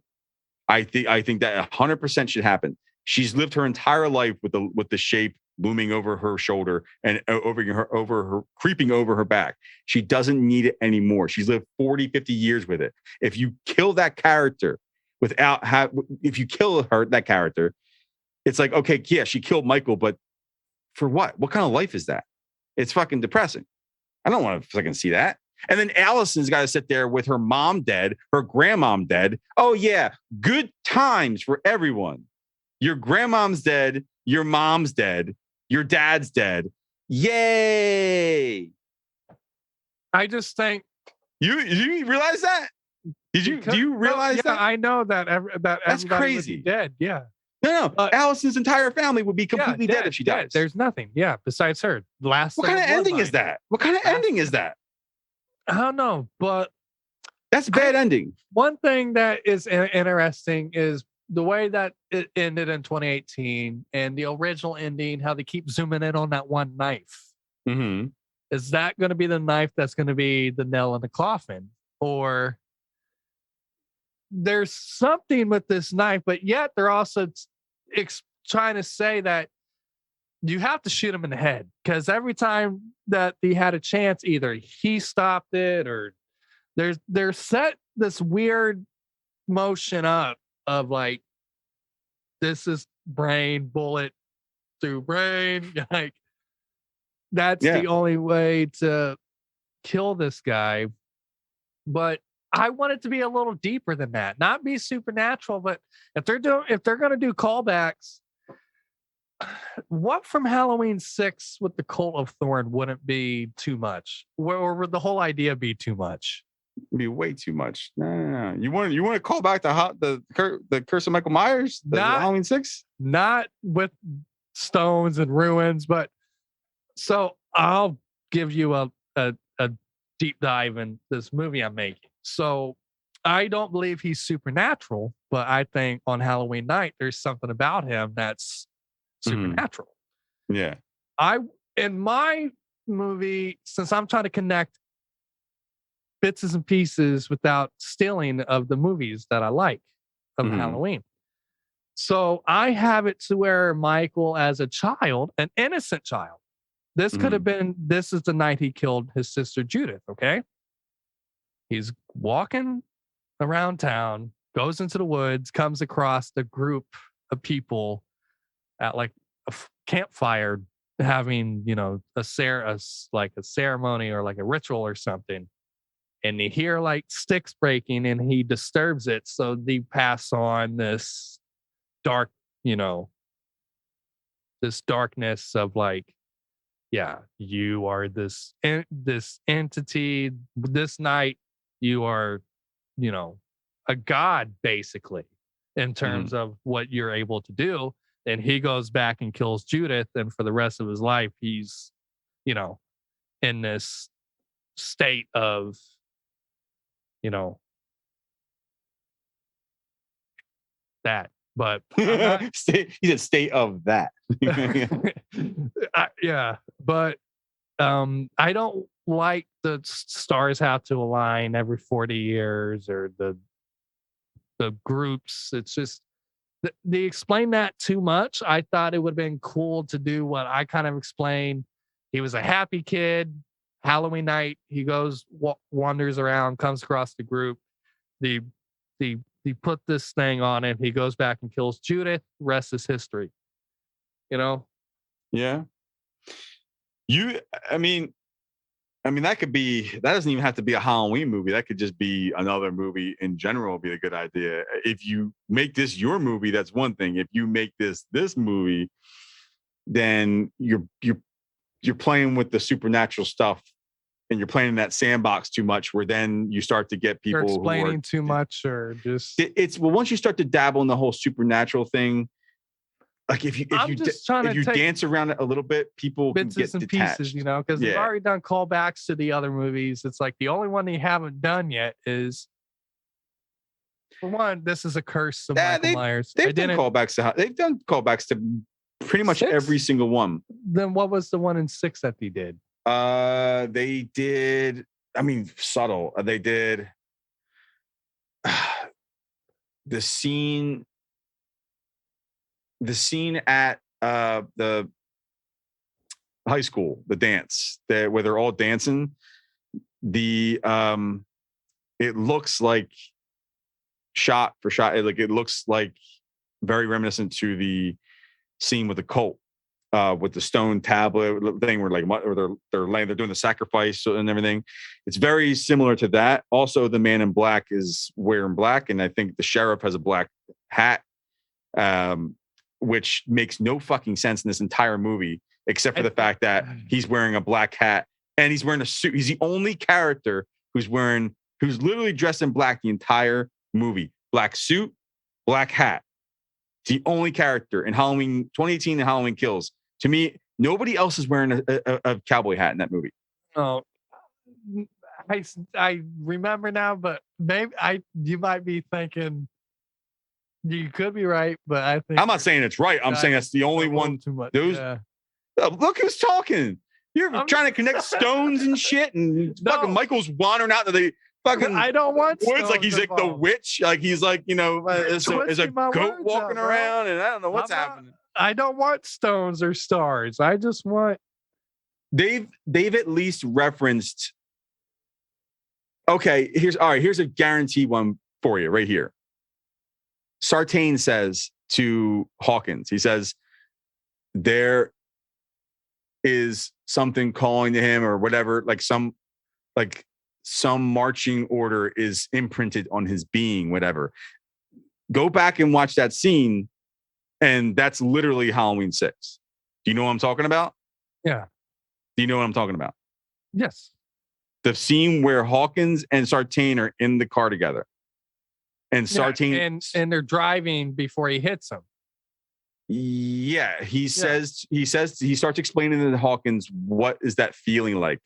You know, what's driving him? And he says, that's what he's been interested in. And yeah, but he literally says, is it some marching order imprinted on his being? Yeah. Is that's not Halloween 6? I don't know what the fuck it is. I don't know, man. What do you mean? What are you talking about? No, it's just, marching order imprinted on his being. But there wasn't no. Dude, that's a callback to Halloween 6. That is a legit callback to Halloween 6. Like legit. I want visuals. That's it. I want visuals, my guy. What kind of visuals? What? They've at least referenced every single one, even the Rob Zombie ones. They did little callbacks too. But that's all they're going to do. They're not going to do story wise. They are just going to try and keep this as simple as possible. Guy kills person tries to kill other guy. That's it. It's all about the boy who all of a sudden killed his sister one day, and That's why people like you and me and everybody else have tried to figure out what's going on in his head, because they kept it that simple. They kept it that mysterious, and that's why it works. Once you start dabbling in other shit, then you start explaining too much, and then it gets fucking goofy. Well, I can tell you, I don't think my movie will be goofy. I think how it's executed not is your not movie. going I'm to saying, but I understand when you say explaining things too much. That's one thing I'm not going to try to do. Look at Halloween. Look at Halloween 6. Look at Halloween 5. Just straight and simple. Look how goofy they got. Yeah, and the thing is, I talked to the guy who wrote Halloween 6. Nice guy. Yeah, I heard. Guy. Yeah, but and from my understanding, the way he wanted the movie is not how it played out whatsoever. The directors and producers try to make it what it was, and he's always go through. He's like, I promise you, I would not have made a movie that bad. Yeah. Oh yeah. The way writers want to write things, the way the producers want it, the way the studio wants it, and the way the director wants it are all completely different things. And so that's unfortunately that's expected, unfortunately. But yeah, I heard that too. And my buddies Joe and Ed from Red River Horror, they interviewed him like you did, and then they were telling me that he said that as well, as that wasn't exactly what he wanted. So I agree with that. What I'm saying is, I'm not saying your idea is goofy. I'm not saying Halloween, the way that the writer Daniel Barron's what he did was goofy. What I'm saying is, once how they presented it. Yeah. Well, once in general, not just Halloween 5 and 6, but in general, with a character like this, or any sort of character, once you start going in and trying to explain it too much and going into now cult stuff is cool, but if you don't start there and you introduce it the sixth movie in, yeah, shit's going to get a little fucking goofy. It's going to feel goofy. It's not going to feel organic. It's going to be like, well, where is this coming from? Where did this come from? It's like, if you start it with the cult thing, like Rosemary's Baby, cult thing. Okay, cool. The witch, the devil, and the whole that shit. Okay, you're already fucking there. But you can't be like, here's our sandbox. Kid kills sister. Kid grows up to be an adult male, goes after girl. Pretty much guy in mask kills babysitter. That's it. You don't know why. That's your sandbox. Once you start taking that idea and start dabbling in other things, it's cool and everything. It's cool for creativity. Kind of go like, oh, what if? Evolve the franchise, but yeah, well, what if? It's like a what if situation. Like, oh, this would be cool. It's cool for crazy, but as far as like telling a story that is like straight line, like, okay, yeah, this is cool. Then it's kind of just like, all right, well, you're taking this story and kind of going here. It's a cool for what if scenario, like a film that you're like, okay, like Marvel, what if? But if you're sitting there trying to tell a story all the way through, which is why you can make a film like this, someone else can make a film like this, but to tell this story, Laurie Strode, the whole deal, they can't do that, because once you start going out there, you start losing people. People are going like, what's happening? Where is he at? Yeah. He's at a cult. What? But the way that 6 did the cult, I couldn't follow it whatsoever. And Paul Rudd is on a computer like, yeah, look here. Every 40 years, these stars happen. And 40 years before that, Michael killed his sister. And blah, blah, blah. And then he put the stones around him and cut his hand, and Michael just stopped. That was goofy. I was like, why? Like, literally, I made a joke about it in my ranking video, but it was literally like someone pressed pause on a video game or someone unplugged the controller. It was that simple to stop Michael. I would have done that years ago. It just looked goofy. It looked goofy. He's going after people and he just stops, and he's standing there like, Durr. And it's like, what is happening? This is Michael Myers here. He doesn't have any rules. This is Michael. What are you doing? What's happening? This is ridiculous. People in robes and shit. The only thing that makes Halloween 6 better than any Rob Zombie, and even, no, I can't even say that was the last, movie that, Loomis was in before he died. So that to me was special to have him, in it. Yeah. It definitely has that character that it's like, I wish he wasn't so old, but I think that's why it works so well.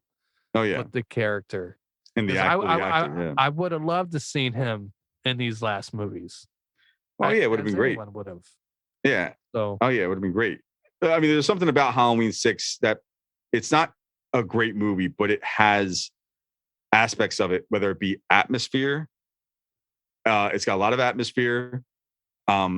Michael's scary again, and it's dark. And there is suspense in it. The daytime stalking, the cat and mouse, and when you start dealing with cult stuff, even though it is weird for this franchise, it is intriguing when you're watching a horror movie, when you're dabbling in it. That's why movies that have sort of that cult stuff and dealing with the occult, like that stuff, it is creepy and it's weird. And it's like, ooh. And it adds an atmosphere to a movie that does. We have movies that don't have it. It's intriguing, put it that way. But it ruined this movie. They didn't do it right whatsoever. Yeah, I know. But what I'm saying is like, generally movies that have that, like when they dabble with the occult, when they dabble with cult stuff, there is something about it that is intriguing to it. But in this sense, with this franchise at this point, it just felt like it didn't feel organic. It just felt forced in there and wedged in there, and it didn't work. If you would have taken that out, that Halloween 6 may have been one of the better sequels of the original, movies, because Jamie, like you said, it had the atmosphere. What you said, he literally started shooting that movie like a week before Halloween, like the year before. So that's why it felt it like it was in that time, because he's like, yeah, it was cold as fuck. It was like the week before Halloween we started filming. And then the daytime stalking, the killings. This felt everything that Michael was, but like you said, when you started to dabble into everything else. And you killed Jamie off right away too. That was a piss poor move. And also the too much blood was used. Like, that's one thing he said. He's like, Halloween is not meant to be like this gory, and the dude's head explodes, and it's just, he's like, it was just like the directors wanted this over the top. It was the Weinsteins, the producers, Weinsteins. They had reshoots because they didn't think it was gory enough. Yeah. One of my favorite scenes in that movie was when he's in the hospital, and you got the strobe lights or whatever in the room. Which was a reshoot too. Cutting light, and you see the blood kind of splatter, but it looked cool. Like that was one of my favorite kills in the movie. But anyways, man, we can talk about this all night, but people are listening like, I thought they were talking about Texas Chainsaw Massacre. We're talking about Halloween again. But hey, what are you gonna do? This is what happens. This is what happens when you make a piss poor movie. We gotta talk about better movies. Because they tried to, like you said, they'll probably do the Halloween Kills reference if they do a sequel to this. They'll do something cool. The locals from around the farm. That's what I would hear about it. They're gonna. Oh, I bet I know where that son bitch is going. I would love to see that happen with the remaining police that are left, and they would go and they converge on the house. Do it. Make it cool. Do it original. Make it different. And I'm all for it. Just make it scary and make it better. Just write a better story. That's all I want. That's all I want. And make it scary. Write a better story. That's all I want. Is that too much to ask for? No, and here's the thing. I think they need to get regular people like us in on the writing too, like people that understand horror movies and slashers and suspense. I think they should ask fans more. Not every fan, because there's people that Texas Chainsaw Massacre. I just kill people. I just kill people and stuff. Have naked girls around. Yeah, that's good. All right. No, but you need to have a group of people to like, oh well, what do you think about this? I like that, but tone it down, or change this, or just write a good story, have somebody help with the dialogue, and then get a good director that can build suspense. What do I know? I just manage a grocery store. Hey, what the fuck? We just sit there and talk about the movies. Hey. But now you're making your own shit. So you can do what you're talking about, and you can make your own. So there you go.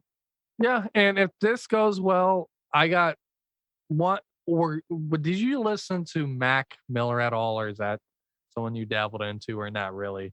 Not really. I mean, a couple of friends have, but not me per se. Personally, there's this book called like the Book of Mac, and it's a chronological order of all his projects he put out, starting with kids. And it has quotes from like every artist he's worked with and friends, and it goes into details about how like hanging out with him, what he was doing during the creation, like the visuals that they're doing in this book. This is like one of my next projects if I like the movie thing. And I would obviously want to get permission from the author and reach out to his family with it. And I would want it to go towards his foundation too, but I still want blessings because I don't want to like piss anybody off. Oh yeah. So this is something that if the movie goes well, this might be my next project. So that'd be cool. Yeah. Yeah, so, man. Go do it. Fuck yeah, dude. Well, Joe, as always, man, it's always great talking to you. Yeah, it's fun. And, yeah, man. And we'll probably talk maybe after I watch the new Scream movie, like in a month or two. I don't know. We'll see. Yeah, you gotta watch that. I'm probably gonna put up a review out or live stream or something. I'll be talking about that. So yeah, we'll talk about that. There's some. I will not be watching that because I don't want spoilers. So. No, you don't. No, you don't. So that's one video I will not support. Yeah. But there's some good stuff coming out. Studio 666, I think, just came out today or tomorrow, so that'll be good. The one with Dave Grohl and the Foo Fighters, that looks like it's gonna be fun. I'm still waiting for Jeepers Creepers 4. Yeah, I know it's coming. I hope it's not as bad as the third. Third was just like if a dog shit and another dog came and shit on top of it. That was Jeepers Creepers 3. Yeah. Oh yeah, that franchise is a fucking mess. The first and second one. Cool. Yeah. Well, check out Studio 666. I think if you like horror comedies at all. Yeah. Check it out. You know what the story is, right? With that, no. Have you heard of it? No.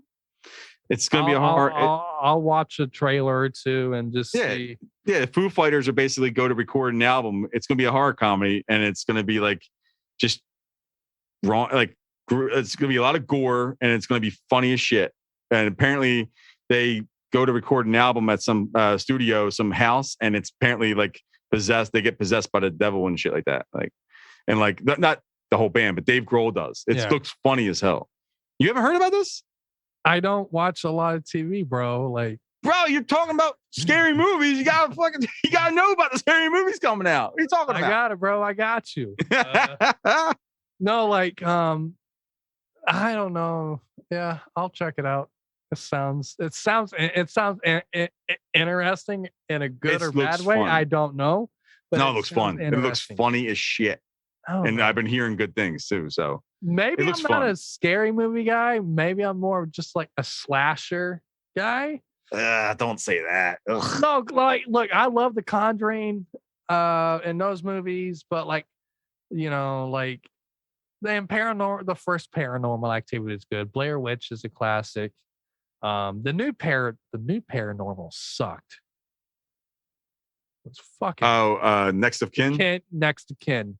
It was all right. They tried to switch it up a little bit, but it could have been better. It was too much. It wasn't anything really paranormal like what we were used to.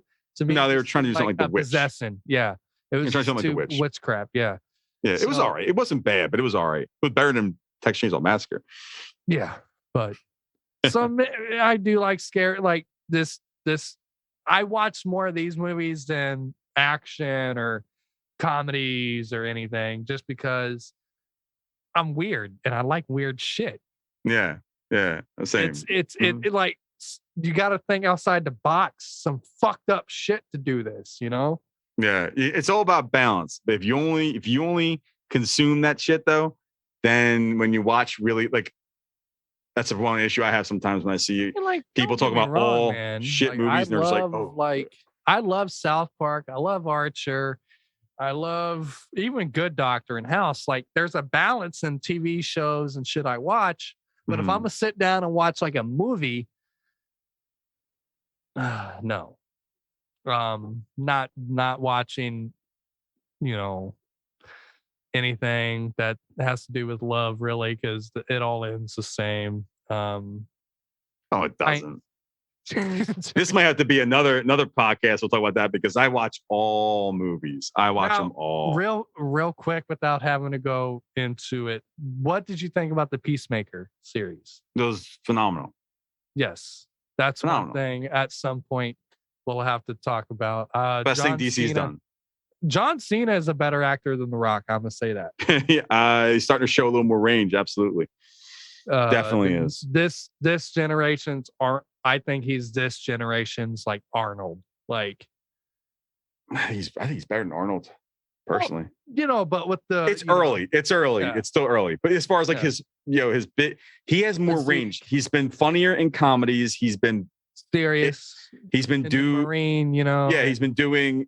Yeah, but even with the Peacemaker, like look at there's certain scenes that he did, the dramatic scenes that he did way better than a lot of 80s action stars. So he's showing some range. He's taking more chances than which I don't blame The Rock. The Rock, if people are going to feed The Rock Fast and Furious 9, 10, 20, and if they're going to feed him Journey to the Center of the Earth and stuff like that, right. I don't blame The Rock for taking he's fine. Going with the cash cow. Yeah. Yeah. It's whatever makes money and shit. Like I get it. Like he doesn't have to do indie movies. He doesn't have to do Vacation Friends on Hulu. Like John Cena. That was a great movie. It was a solid comedy. Very, very underrated. Better than people are giving credit for. But that's what I'm saying. Like that's why when Cena is taking more chances with that, and it's coming through because you're starting to see him do more better. You're taking more chances with his roles and with his with the material that he's doing with the movies, shows, whatever, and it's showing. So. I used to hate the guy because he almost ruined wrestling for me. No, because I grew up on the Attitude Era, right? So I grew up. So did I. Don't talk wrestling. We're going to talk wrestling now. That's a whole nother show there because I'm a huge wrestling fan. So that's a whole nother episode. So I don't watch it really like week to week. Not anymore. It's not much I used to. It sucks. There's a handful of people that are still, the storyline that they are doing really well, at least in like WWE, everything AEW does has been gold. It's very Attitude Era-esque. Yeah. So if I'm not doing anything on a Wednesday night and I'm bored, AEW all the way. Yeah. But NXT Black and Gold. Yeah, one person that I love and the character development, Brock, the way he's came back as a baby face and he's funny and but still like a bad motherfucker. I love it. Yeah. Brock is to me as a worker. There's different categories of top tier wrestlers, right? Mm-hmm. He's better than people give him credit for. Just go back and rewatch the Survivor Series match with him and AJ. Mm-hmm. Phenomenal match. Brock can sell. He can work. He's in my top 5 of workers. Mm-hmm. He's not in my top 5 wrestlers, right? Yeah. But as a worker, Brock and with this new surgence and coming back and showing a different. I think this is him. I don't think he's playing a character. Like he said, like I'm having fun. This is me. I'm really a redneck that fucking cuts up cows and shit. No, yeah, he hunts and yeah. Yeah, he's like, this is just being me. Yeah, it's always been. They just never showed it on screen. So he's always playing the heel. Now, do you think he's going to take the belt off Roman at Mania? This is an intriguing storyline, man. I don't know because I've been saying hate Roman. I've hated Roman. The way they forced. Why? Because he used to force him on us as like they wanted him to be the top guy, but that's not his fault. And anything. Well, no, they couldn't. He couldn't do the promos that they were feeding them. That's different. Couldn't. That's why you had Paul Heyman for almost a year to. Yeah, but no. He could do promos. Remember he was in the Shield. Do you not remember how he was with the Shield? Listen, go back and watch in 2017 the I think it was Unforgiven, the first time him and Cena did it. When he got in the ring in that promo where he's like, oh, he forgot. He's like, hey, it's a promo, kid. If you want to be the top guy, you got to learn to do these. Yeah, because they're giving him, when Roman is able to just go off just say his own thing and do his own, just like Cena is able to do that. Because that's the problem.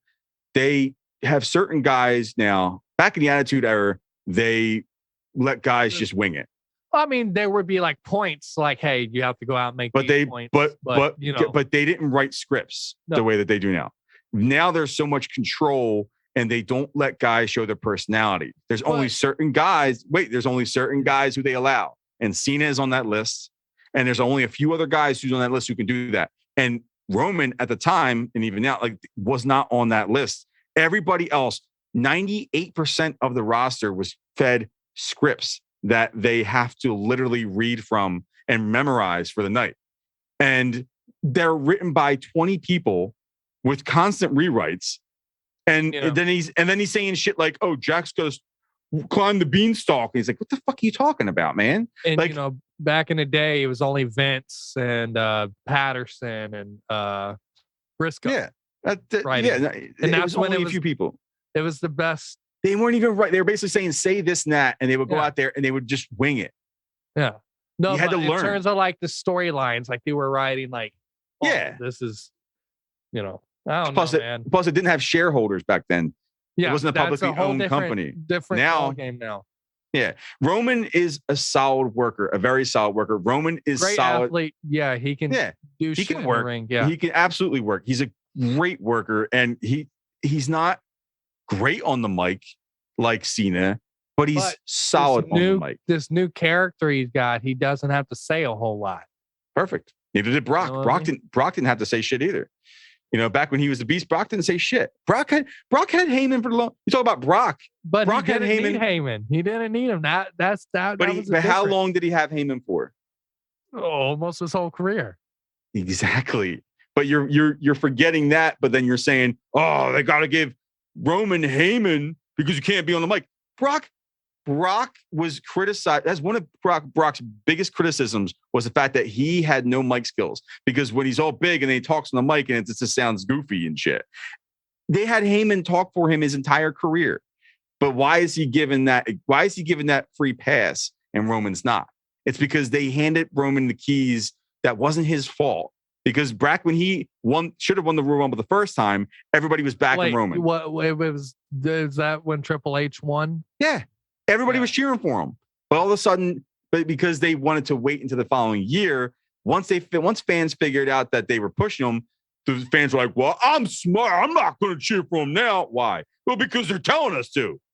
Okay. Now I get it. I was part of that thing too. Like, I liked Roman. I didn't like what they were doing to him. To me, they were failing him. He wasn't failing us. They were failing him. That's not his fault. But what? How can you say that? What? How can you say, He's literally getting paid to do this shit. And if they say jump, he's got to say how the fuck high. Look, I understand. Yes. Do you? You're looking at me like, oh no, I don't know. Like, it tells me your list is going in one ear and right the fuck out the other. No, it's not. It's not going out. Look, I got headphones on. It's trapped. It ain't going nowhere. Come on, man. That dude can work. That dude can work. Look, and he can wrestle. And he's solid on the mic, but they were giving him shit. This character right now is what he should have been doing for the longest time. The whole time, yeah. Yeah.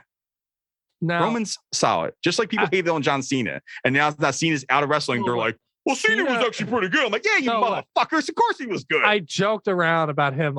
But when he came in, it was a different era. He was the right guy for the right transition.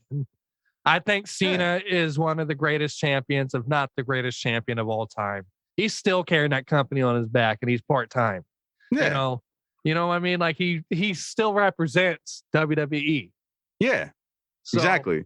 It's going to be, it's all leading up to personally, is what I would say earlier. I don't know who's going to win, because I've been saying since Roman, they decided Roman was going to be like, the next big thing or whatever. They wanted to invest in Roman. I remember, you can go back. I literally have a group message with my brother and a couple of my friends were in a group message together. And I said this 6 years ago, I said, this is all leading to Roman versus Rock. This is what it's leading to. It's going to be Roman versus Rock at WrestleMania. I don't know when. They're like, when? Do you think next year? I said, no, I don't know when it's going to happen. Be the year after.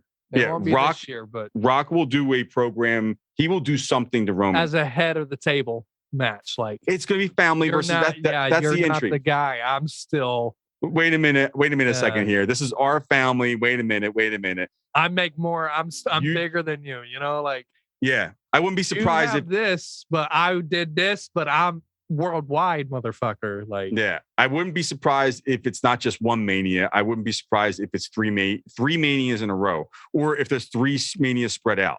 I wouldn't be surprised if Rock. But at Rock's age, do you think he can do that? Yeah, Hogan did it for like forever, so I don't know. He should. It's got to be enough. Look what they did with Cena and yeah, right. Look what they. But well, have you seen that Hogan Rock match? That was amazing. That was his last good match. Yeah, but that's the thing. You don't.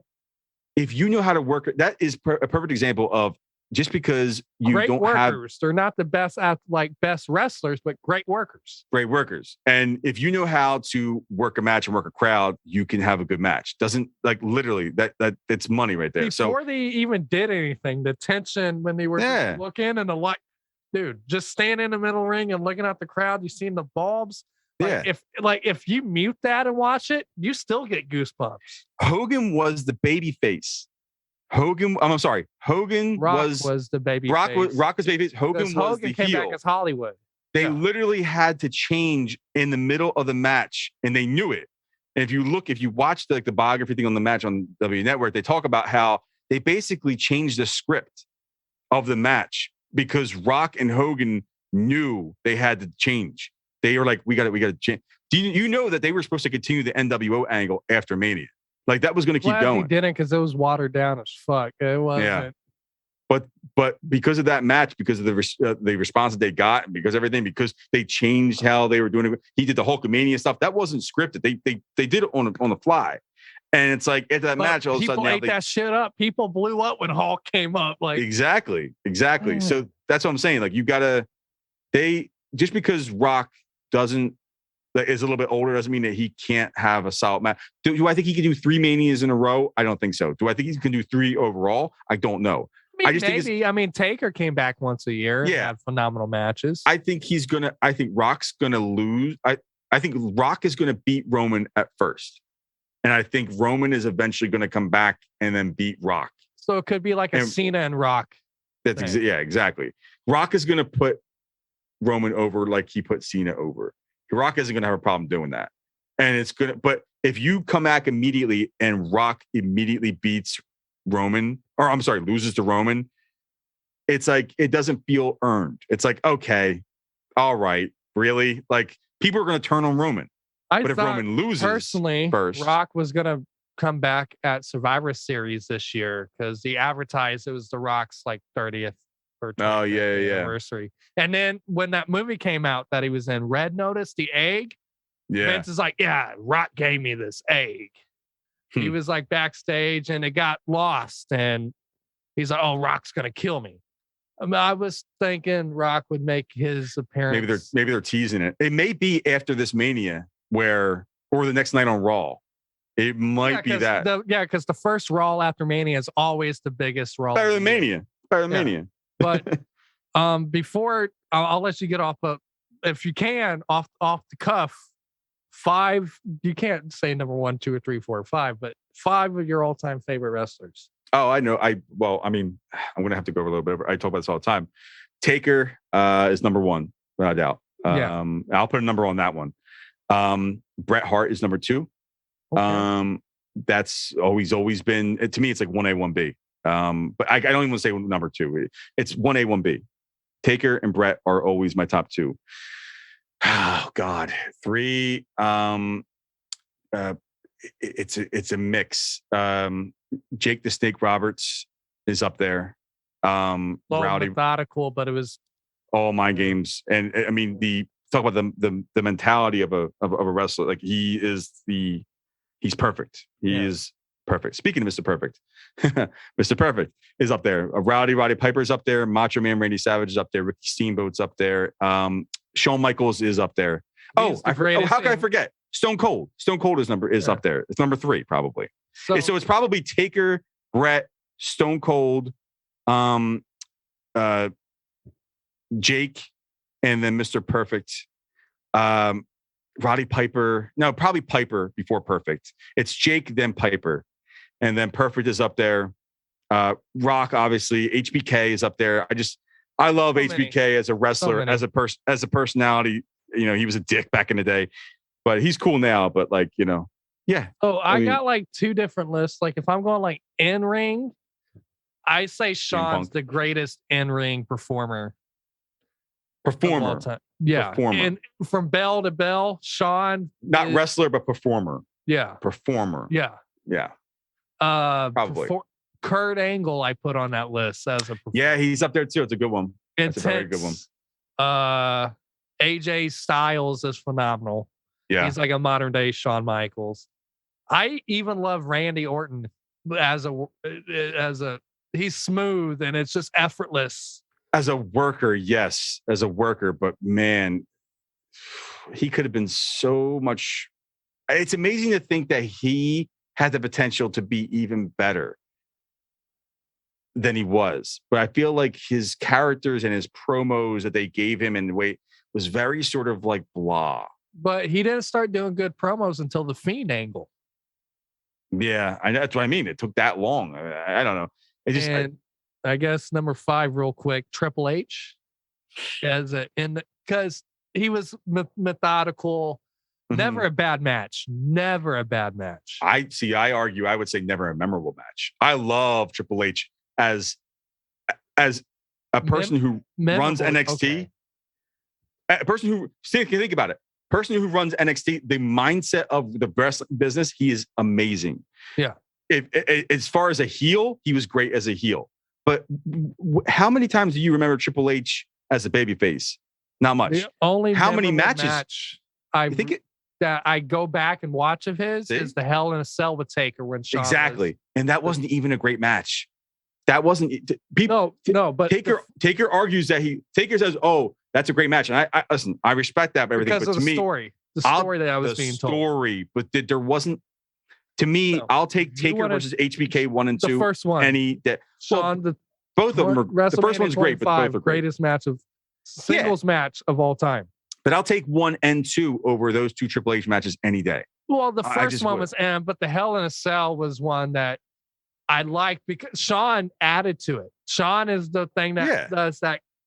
But why? But that's my problem, and that's why I love Triple H as the mind in the business. But that to me was when it came to wrestling, it was always my issue with Triple H is that there was always something else that had to be involved, whether it be Shawn Michaels as the referee, the Hell in a Cell, the sledgehammer, the chair. It's always had something. China. It can never just be him having a great match. It was never memorable. His matches are to me personally, his matches are always slow. They're not exciting. Slow and methodical, but it was not even methodical. Like Jake the Snake is methodical. Jake is Taker. Taker's early matches when he was the gray gloves, purple gloves, they were methodical. Triple H's matches were just slow. No, Taker doesn't get enough credit. Kane also being 7 foot, 300 pounds. How athletic those guys are. Oh yeah. Taker walking on the ropes and jumping over the rope, bro.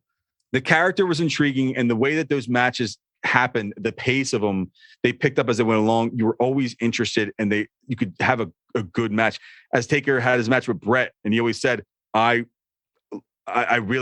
so glad I got to work with you at SummerSlam. I'm so glad I get to work with you." Or no, it was at Royal Rumble before him. The Royal Rumble match where Taker had the belt and he was facing Brett. He was like, "I'm so glad I get to work with you."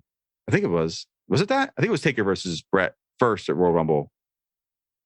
Or maybe Brett had the belt. I don't remember. But eventually they had 2 main sort of matches like that. But the big one being obviously the one at SummerSlam where Shawn Michaels was guest referee and whatnot, and he got screwed over the head and the thing and the chair hitting him and everything. But Taker is quoted as saying, "I'm so glad I get to work with you," talking to Brett. And they're friends anyway, but I've been dying to work with you because I get to show people that I can actually wrestle. Yeah. Because Vince was always putting Taker in matches with like big giants, the Giant Slayer, the Frankenstein attraction, the monster attraction, and he couldn't do any wrestling.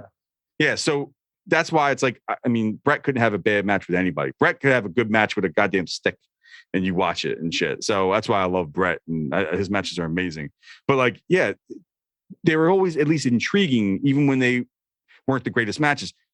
Triple H's matches to me were always just sort of very like, before you know it, the ref's knocked out. There's a chair involved, and it's slow, and he's hitting over and over again. I'm like, a sledgehammer. I'm like, oh my God, I'm bored already. Like, it's very forgettable. I might just be tripping. I don't know, but I just thought he was just smooth, and it seemed like he always knew what was going on, where every piece was. You know, like I looked at it from a, from a mind standpoint, but from a wrestling standpoint, I just don't remember. To me personally, I don't remember many matches that stand out to me as like, like, and then like me going to like the greatest wrestlers of all time overall, Taker's number one, in ring character, the run 30 years being a top selling guy. He had everything. Size, strength, speed. The only other guy who might be bigger than Taker is Stone Cold in terms of wrestling. In the wrestling business. I mean, you had your big character. Yeah, you had your big things with Hogan. You had Hogan, Stone Cold, Cena. Those are your big, I put Stone Cold probably at number 2. Oh man, this. Oh yeah, I was gonna say this. Your top 5 is taking number 1. Yeah, of just all my all-time favorite wrestlers. Nice. The greatest in my opinion. So Taker and Stone Cold. Man, number 3. Fuck. Hogan being the first guy who blew up the business, definitely was, and he could wrestle too. He just didn't do it. You see his matches in New Japan, or Japan before the back surgeries and shit. Yeah. I mean, go watch. Not even that. Go watch some of his matches. He had matches in the late '80s, early '90s over in Japan where he was doing drop toe holds, and he was doing what is that? Where's that fucking move? In the Enziguri? Enziguri, yeah. He was doing that shit. Did you see that? You've seen it, right? Yeah, but it was very stiff. Very. Dude, it's not the point. The point is he actually did shit like that. That gives you the idea, like that just lets you know that he was capable of doing stuff like that. But WWE really, like Vince and them, they just didn't really. The same reason why everybody's called Cena five move, whatever, or 5 moves of doom. Remember that? Yeah, but that wasn't the case. Do you remember Cena being 5 moves of doom? He joked about it. Yeah, I mean, promos, but that's the thing. Those guys, they want to do more stuff, but when they're that big like that, they want to try. It's like a trademark. It's like a patent almost. It's like, yes, and this also is what people pay to see you do. Yeah, and don't stray too. Yeah, it's like Brock when he did the shooting star press. Yeah. Also, think about it too. As a face, you can't. When you're a baby face, you're most of the time getting beat up, and then you got to come back and get the win. Yeah. So you're not in position. You're to not in control offense the match a lot. You're just a thing here, boom, done. Yeah, but I would argue with that because Brett was a baby face for a long time, and he had lots of moves. Yeah. God damn it, I love that fucking guy's wrestle. I could watch Brett wrestle forever. God damn it, he was amazing. The match between him and Stone Cold, underrated. Stone Cold could wrestle. There's so many matches with Brett. So many matches between perfect Piper, Owen. Oh God, WrestleMania 10 with Owen. When Owen beat him, bro. HBK, like Yokozuna. Amazing matches with just everybody. Everybody. Dude, you could watch him literally go and watch his matches. Razor Ramon, Hakushi. Oh God, 1, 2, 3 Kid. The list goes on and on. And then later in Taker's career, he became that guy. Anybody at Mania, he would look like $1 million. I would argue, and I love Taker. He's my favorite of all time. But I would argue that Brett's match compilation is unrivaled. Yeah, well, because he worked with the greatest. That's why he's the greatest in ring. Oh, dude. But Sean can be on that. To me, Sean's there because Sean had the physicality where you believed he could beat anybody, and the way he flew around the ring and the athletic ability. Yeah, Brett's right there. But I didn't watch a whole lot of Brett growing up. This is I had to go back in the archives and watch, right? But before Rock at number 4. Rock is right there. Mm. Number 5 is tough because now, like I said, like of course, like Cena probably would have to be number 5 if you have to build a Mount Rushmore. Oh yeah, if you're going, well, it's different. If you're building Mount Rushmore, and that's my top 5: Taker, Stone Cold, yeah, Hogan, Rock, Cena. But that's different. See, if you were asking me what my top 5, but those are my greatest as well too. That's the greatest overall when you look at career, character, greatest, but like personal, matches, but that's what I'm saying. Like to me, that's different. Like the greatest of all time list or Mount Rushmore list for me is different than my personal favorites who I like to watch. I forgot wrestle. To put Rick on that list, man. I wish I would have watched the NWA matches more. Because I heard back in the day, Rick could with a broomstick. He could wrestle with a broomstick and make it look good for like an hour. Yeah. Oh yeah. But that's what I'm saying. Like, it's different. Your top 5 Mount Rushmore and top 5 greatest of all time are, to me personally, is different than your top 5 who you like to watch wrestle. But those were well, then in that case, that's what I'm saying. Like, I thought you were asking me that. Yeah. That's, to me, it's different. So keep that list. Take Hogan off and The Rock off. Actually, The Rock was cool. Both. You can do both. Have your Mount Rushmore and have your top. Your personal favorites. Then the Mount Rushmore, like I said, obviously Taker, Hogan, Stone Cold. I don't know if Rock. He was number 2 though because Stone Cold was there. You know what I mean? Like he was. Yeah. I don't know, hard. man. This is weird, man. But sure. Well, I would have to put Cena there before Rock because Cena was the guy. Mm-hmm. And oh man, this number 5 spot is tough. Man, yeah, Rock because of merchandise and T-shirts and everything. Rock was the total package. So. And then my personal favorites, Taker, Shawn. Yeah, that makes sense. Was amazing. And they have a lot. Without either of them, would they be great?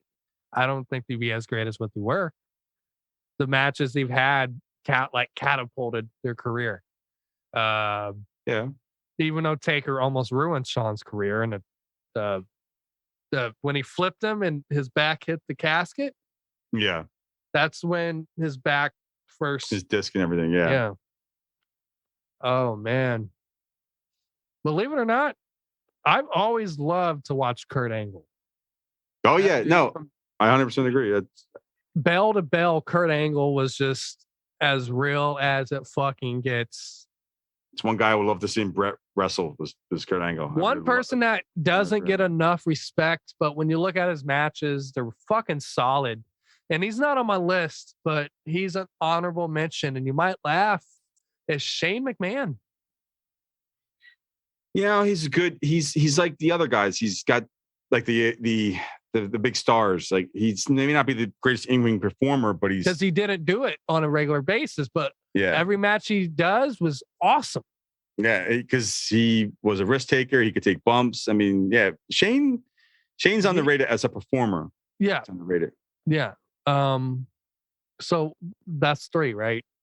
That's Taker, HBK, and Shane or Kurt Angle. Kurt Angle. Let's see. Number 4. Someone else I really, from the start of the career to, I don't know, man. I don't know why, but I love watching Randy. I know we've talked about this. Randy. What about Edge? See, there's so many great edges. This is a list that's impossible. It is. It's really well. It's like it doesn't. If Edge didn't leave for almost 10 years, 100%. Yeah. But it's even more impressive him coming back after 10 years and still having phenomenal matches. Now, the match between him and Randy that was advertised as the greatest match ever. so much pressure. Great match, but it wasn't No. HBK and Taker at 25 or Ricky or like Flair and Steamboat or Owen and Brett or Stone Cold and Brett for that matter, you know? Yeah. But from but that match, man, no, Randy and Brock, I don't know. I've always loved the physicality. And when Brock is, Brock. Yeah. That's a good one. Yeah, Brock's, I mean, it's a shame we can't watch him wrestle more, but yeah, when he was in his prime, well, not prime, but when he was younger, when he was wrestling consistent bases, yeah, he was. And even when he came back, and I know he invented Suplex City, but still, like I said, go back and rewatch the match between him and AJ at Survivor Series and tell me he can't wrestle or work. Yeah. And the way he sold that Claymore when Drew McIntyre won the Rumble. Oh yeah, dude. We could have a conversation one of these days. A conversation about top 5 current wrestlers because I would love to mention Ziggler. Ziggler doesn't get enough respect. Yeah, Kevin Owens, Sami Zayn. Sammy Ciampa. is someone that. Dude, Zayn is so underrated. Of course, I'm gonna put Randy on the top of that list of a current. Give me like new guys. I want to hear new guys. That's it's weird. So this is something we can't. I don't watch it enough. I can't. Oh. So you don't know about Tommaso Ciampa? Like you never seen Ciampa wrestle? Who's Ciampa? Oh my god! I dude. obviously know who Kevin Owens and Sami Zayn is. I thought Sami Zayn, NXT, right? Yeah. Like Ciampa was in some of the greatest. Tommaso Ciampa was in NXT Black and Gold when it was coming up. Him and Johnny Gargano. Have you ever seen? Dude, your homework is to go watch the feud between Tommaso Ciampa and Johnny Gargano on YouTube. Go look up highlights. Go look up the matches, dude. I'm talking like it's legit as close to Cesaro's Sami Zayn and Kevin Owens Sami Zayn feud. Like it was that heated, and the matches were unbelievable. Unbelievable. You know what? We're definitely gonna have a conversation after Mania. I do believe probably. One thing that's rumored, and it's weird because of his Instagram. They're rumoring that it's going to be Stone Cold and Kevin Owens at this year's Mania. I don't know how the hell they're going to do that. But if it is, it's going to be a 5-second match. It makes sense because Stone Cold, he's been having these meal prep things on his Instagram. He's showing a lot of cardio. He's fucking ripped. He looks like his knees are so shot though, man. I don't know how they're going to do it. I mean, I would love to see it, but his knee, I mean, before he retired, his knees were just, he has to wear double knee braces and shit. Like, I just don't know how they're going to do it. I think he's got one more left in him. I would love to see it. I would love to see him go out. I don't think it's going to be a third. Because even though he lost against The Rock, if you're going to go out, that was the way to go out. Great match in your hometown. You know, like, even though you lost the match, that was a great match. Yeah, unless Kevin Owens wants to, like, is seriously like, look, you know, it was your last match. It was on your way out, and you were kind of like, well, I can carry this match for you and give you something to ride high on. And all you got to do is hit the stunner on me at the end. That's it. Yeah, that's literally all you got to do. I think it's going to be a surprise thing. But here's another theory I got, a rumor. Did you see how Edge posted a challenge to people for a Mania match? No. He sat in the middle of the ring. He's not in a storyline. He's like, Edge needs Mania, but WrestleMania needs Edge. And if you guys want to be legendary or famous, like, I'll be waiting. I think it's going to be Cody Rhodes. Ah, okay. I think they're going to bring him back. And him and Edge are going to have a spectacular match. That shocked me. When he left AEW, that was dude, he's going back. He's going back. This is genius on their part. You think Vince and them work together? Because the Keith Lee thing, they could little bit for the Forbidden Door is no longer there. You know what I mean? I think I don't know if it's Vince and AEW working together or Cody and AEW just going like, look, here's the deal. My contract's up. What if I go to WWE for like a year? Like, what do you mean? And Cody's like, look, you guys I can recruit while I'm there too. Just more so like, think about the exposure I can get and AEW can get if I leave for WWE for a year and headline WrestleMania or like co-headline or have a match at Mania. How much talk would AEW get if I leave? The stock that it would raise stock. Well, because you're not only talking about Cody Rhodes going to WWE, you're talking about AEW's Cody Rhodes going to WWE. Not just Cody Rhodes, AEW. Cody Rhodes is leaving AEW. That all of a sudden now means that AEW is on the map. And AEW has enough talent right now where they don't need Cody Rhodes at this moment. They got too much. They got like 15 pounds of sugar in a 10-pound bag. Yeah. Well, I mean, WWE was doing that for a long time too. So, I mean, Cody Rhodes leaves, goes, does Mania, has a couple, maybe for a year, and then he comes back to AEW. I mean, if I were AEW, that's exactly what I would do. Makes sense. I think that's what's going to happen. Even because like it's heavy. Like he's already talked with WWE. I think they're just waiting to bring him in at the right moment. And I don't know. Maybe they are working together. Maybe Vince and them are working together. You know, in some way. I don't think they're. I think they're just like in an understanding of competition is good for business as a whole. You know, that you can't. And Vince knows they're not trying to compete like with WWE and the market value, because you'll never beat WWE. Yeah, they're trying to give people an alternative, which is fine with me because you can't have every star. Like WWE is the place for the stars. It doesn't have to be the indie wrestling circuit too. I think that's why they start cutting everybody, because I think Vince knew like these little guys, these smaller guys, these guys who aren't like look like, you know, like a Captain America, John Cena, superhero, Hulk Hogan, like will never make me money. They're never going to make me money personally. So that's not my thing. So why not just let them do their thing and we'll do our thing? The one cut that shook the world and shook me was Bray Wyatt. I don't understand. I don't want to talk. That doesn't make any sense. The greatest storyteller, I think. Because he wrote a lot of his own content. He was very involved with like the gimmicks, the characters. I never thought he was trying to replace The Undertaker. I thought he was just trying to be the face of fear, not the...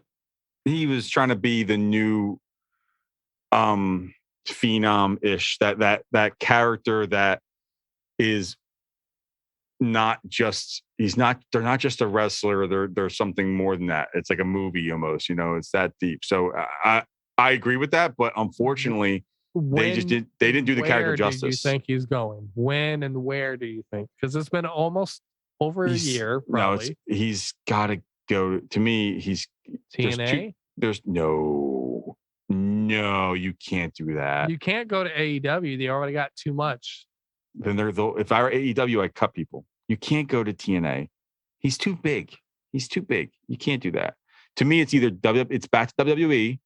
I don't think for a part time, like almost like a. He did the mask with Randy because he's got incredible love for Randy at Mania, but he didn't want to do it. He's like, he was so done with the company. He did it as a favor, you know, for Randy. Mm-hmm.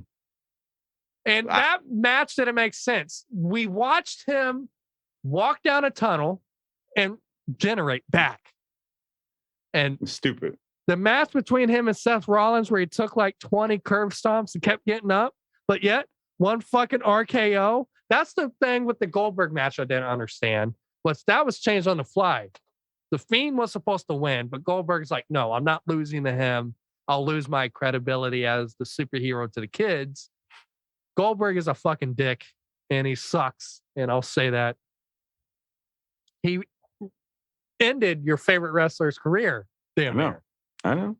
So that was the start of the end of The Fiend. I loved what they were doing with it at first. Even with the red light in the matches, it just gave it this mystique. Like, yeah. I don't They know. just they didn't know what to do with them because they're unfortunately just all about making stars and making money. And they did That was think about it. must-watch TV, though. Well, think about it. They did the same thing with Taker.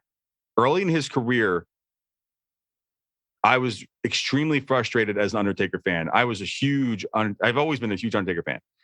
Do you know how frustrating it was? Do you know how frustrating it was to watch the American Badass gimmick? Is that? No, I'm talking even before then. I'm talking gray gloves and purple gloves when he went from the gray gloves and then the purple gloves. Do you know how frustrating it was as a fan to watch this dude every Monday night or every month, be in a pay-per-view and have these matches against King Kong Bundy and Kama and he would beat everybody. He was the most feared wrestler out there. It's like he was unstoppable. And yet, for some reason, this unstoppable force he only had a title one time when he beat Hulk Hogan. He beat Hulk Hogan. He had it for like 3 days, and then he lost it at Tuesday in Texas. I mean, I was too young to remember that, but at least I know the history behind it when I was wondering, when is Taker going to win the belt? And he didn't. Every time win. he lost it, it was some drastic because I'm talking about you can't beat him I'm talking about normally. I'm talking about before he even won it again. Yeah. He won it in 1991. It was his first year.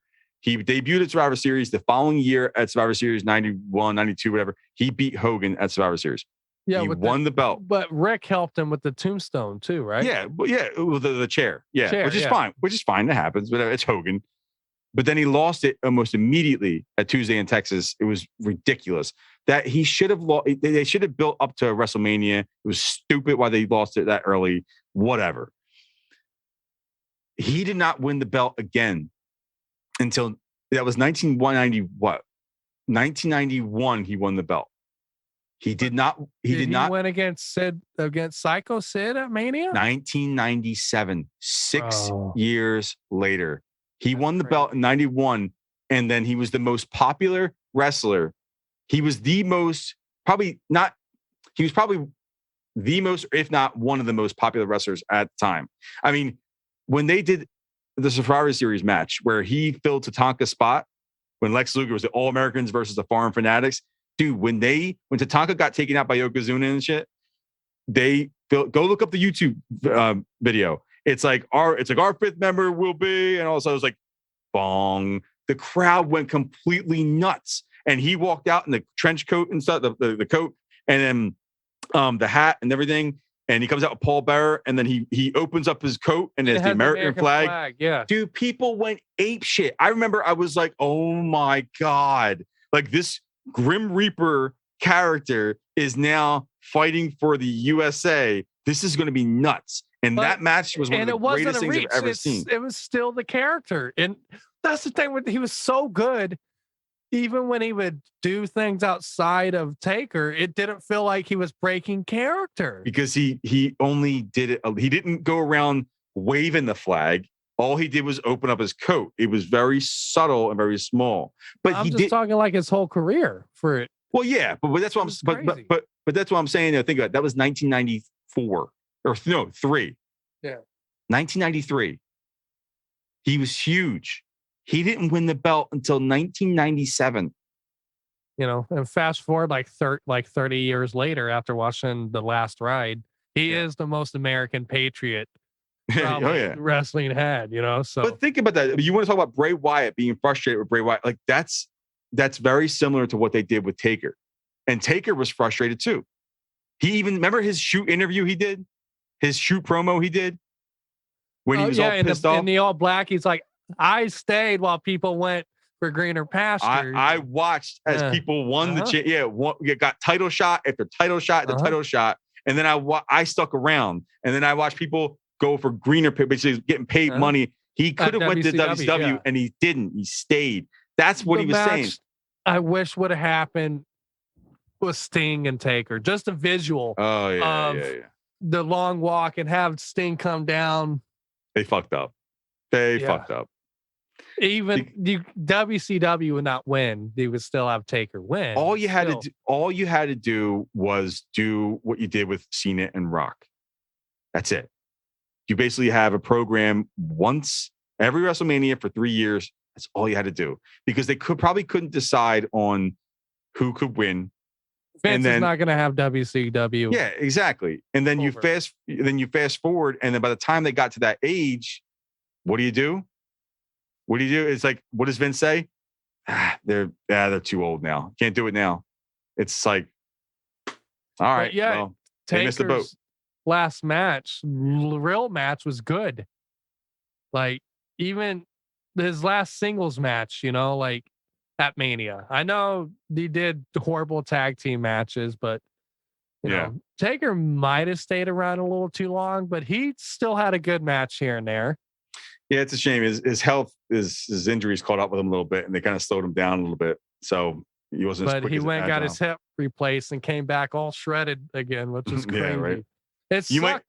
The match between him and Cena that lasted like 5 minutes. That was the best shape he's been in since the WrestleMania match was Shawn at 25. Short burst. But he trained for a 30-minute match, and I believed he would have went great for 30 minutes. Well, he's got to be paired with, like, AJ Styles was perfect. I would have loved to have seen AJ Styles and Taker in a real match. As much as I would have loved, but it worked out better, I think. Yeah, probably. I mean, that was one of the coolest matches from a cinematic standpoint.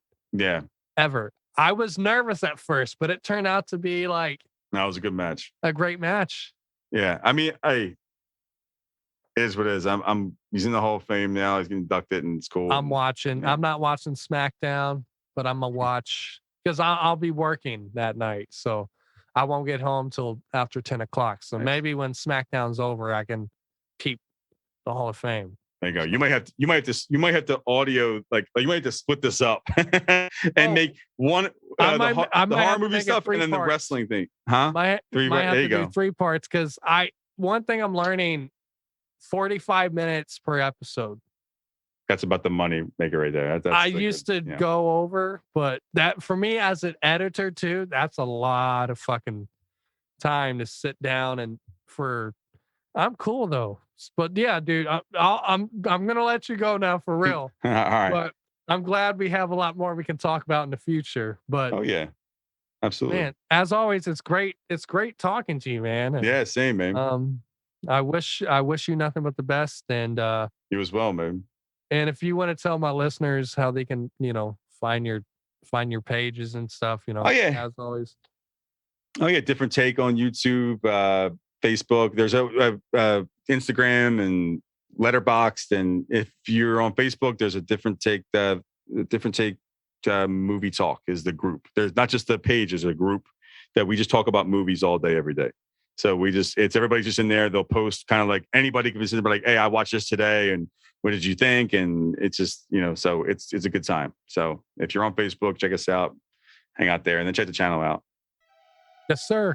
All right, man. Well, as always, guys, we will be right back at you next week. And Joe, have fun, be safe, and cheers, my guy.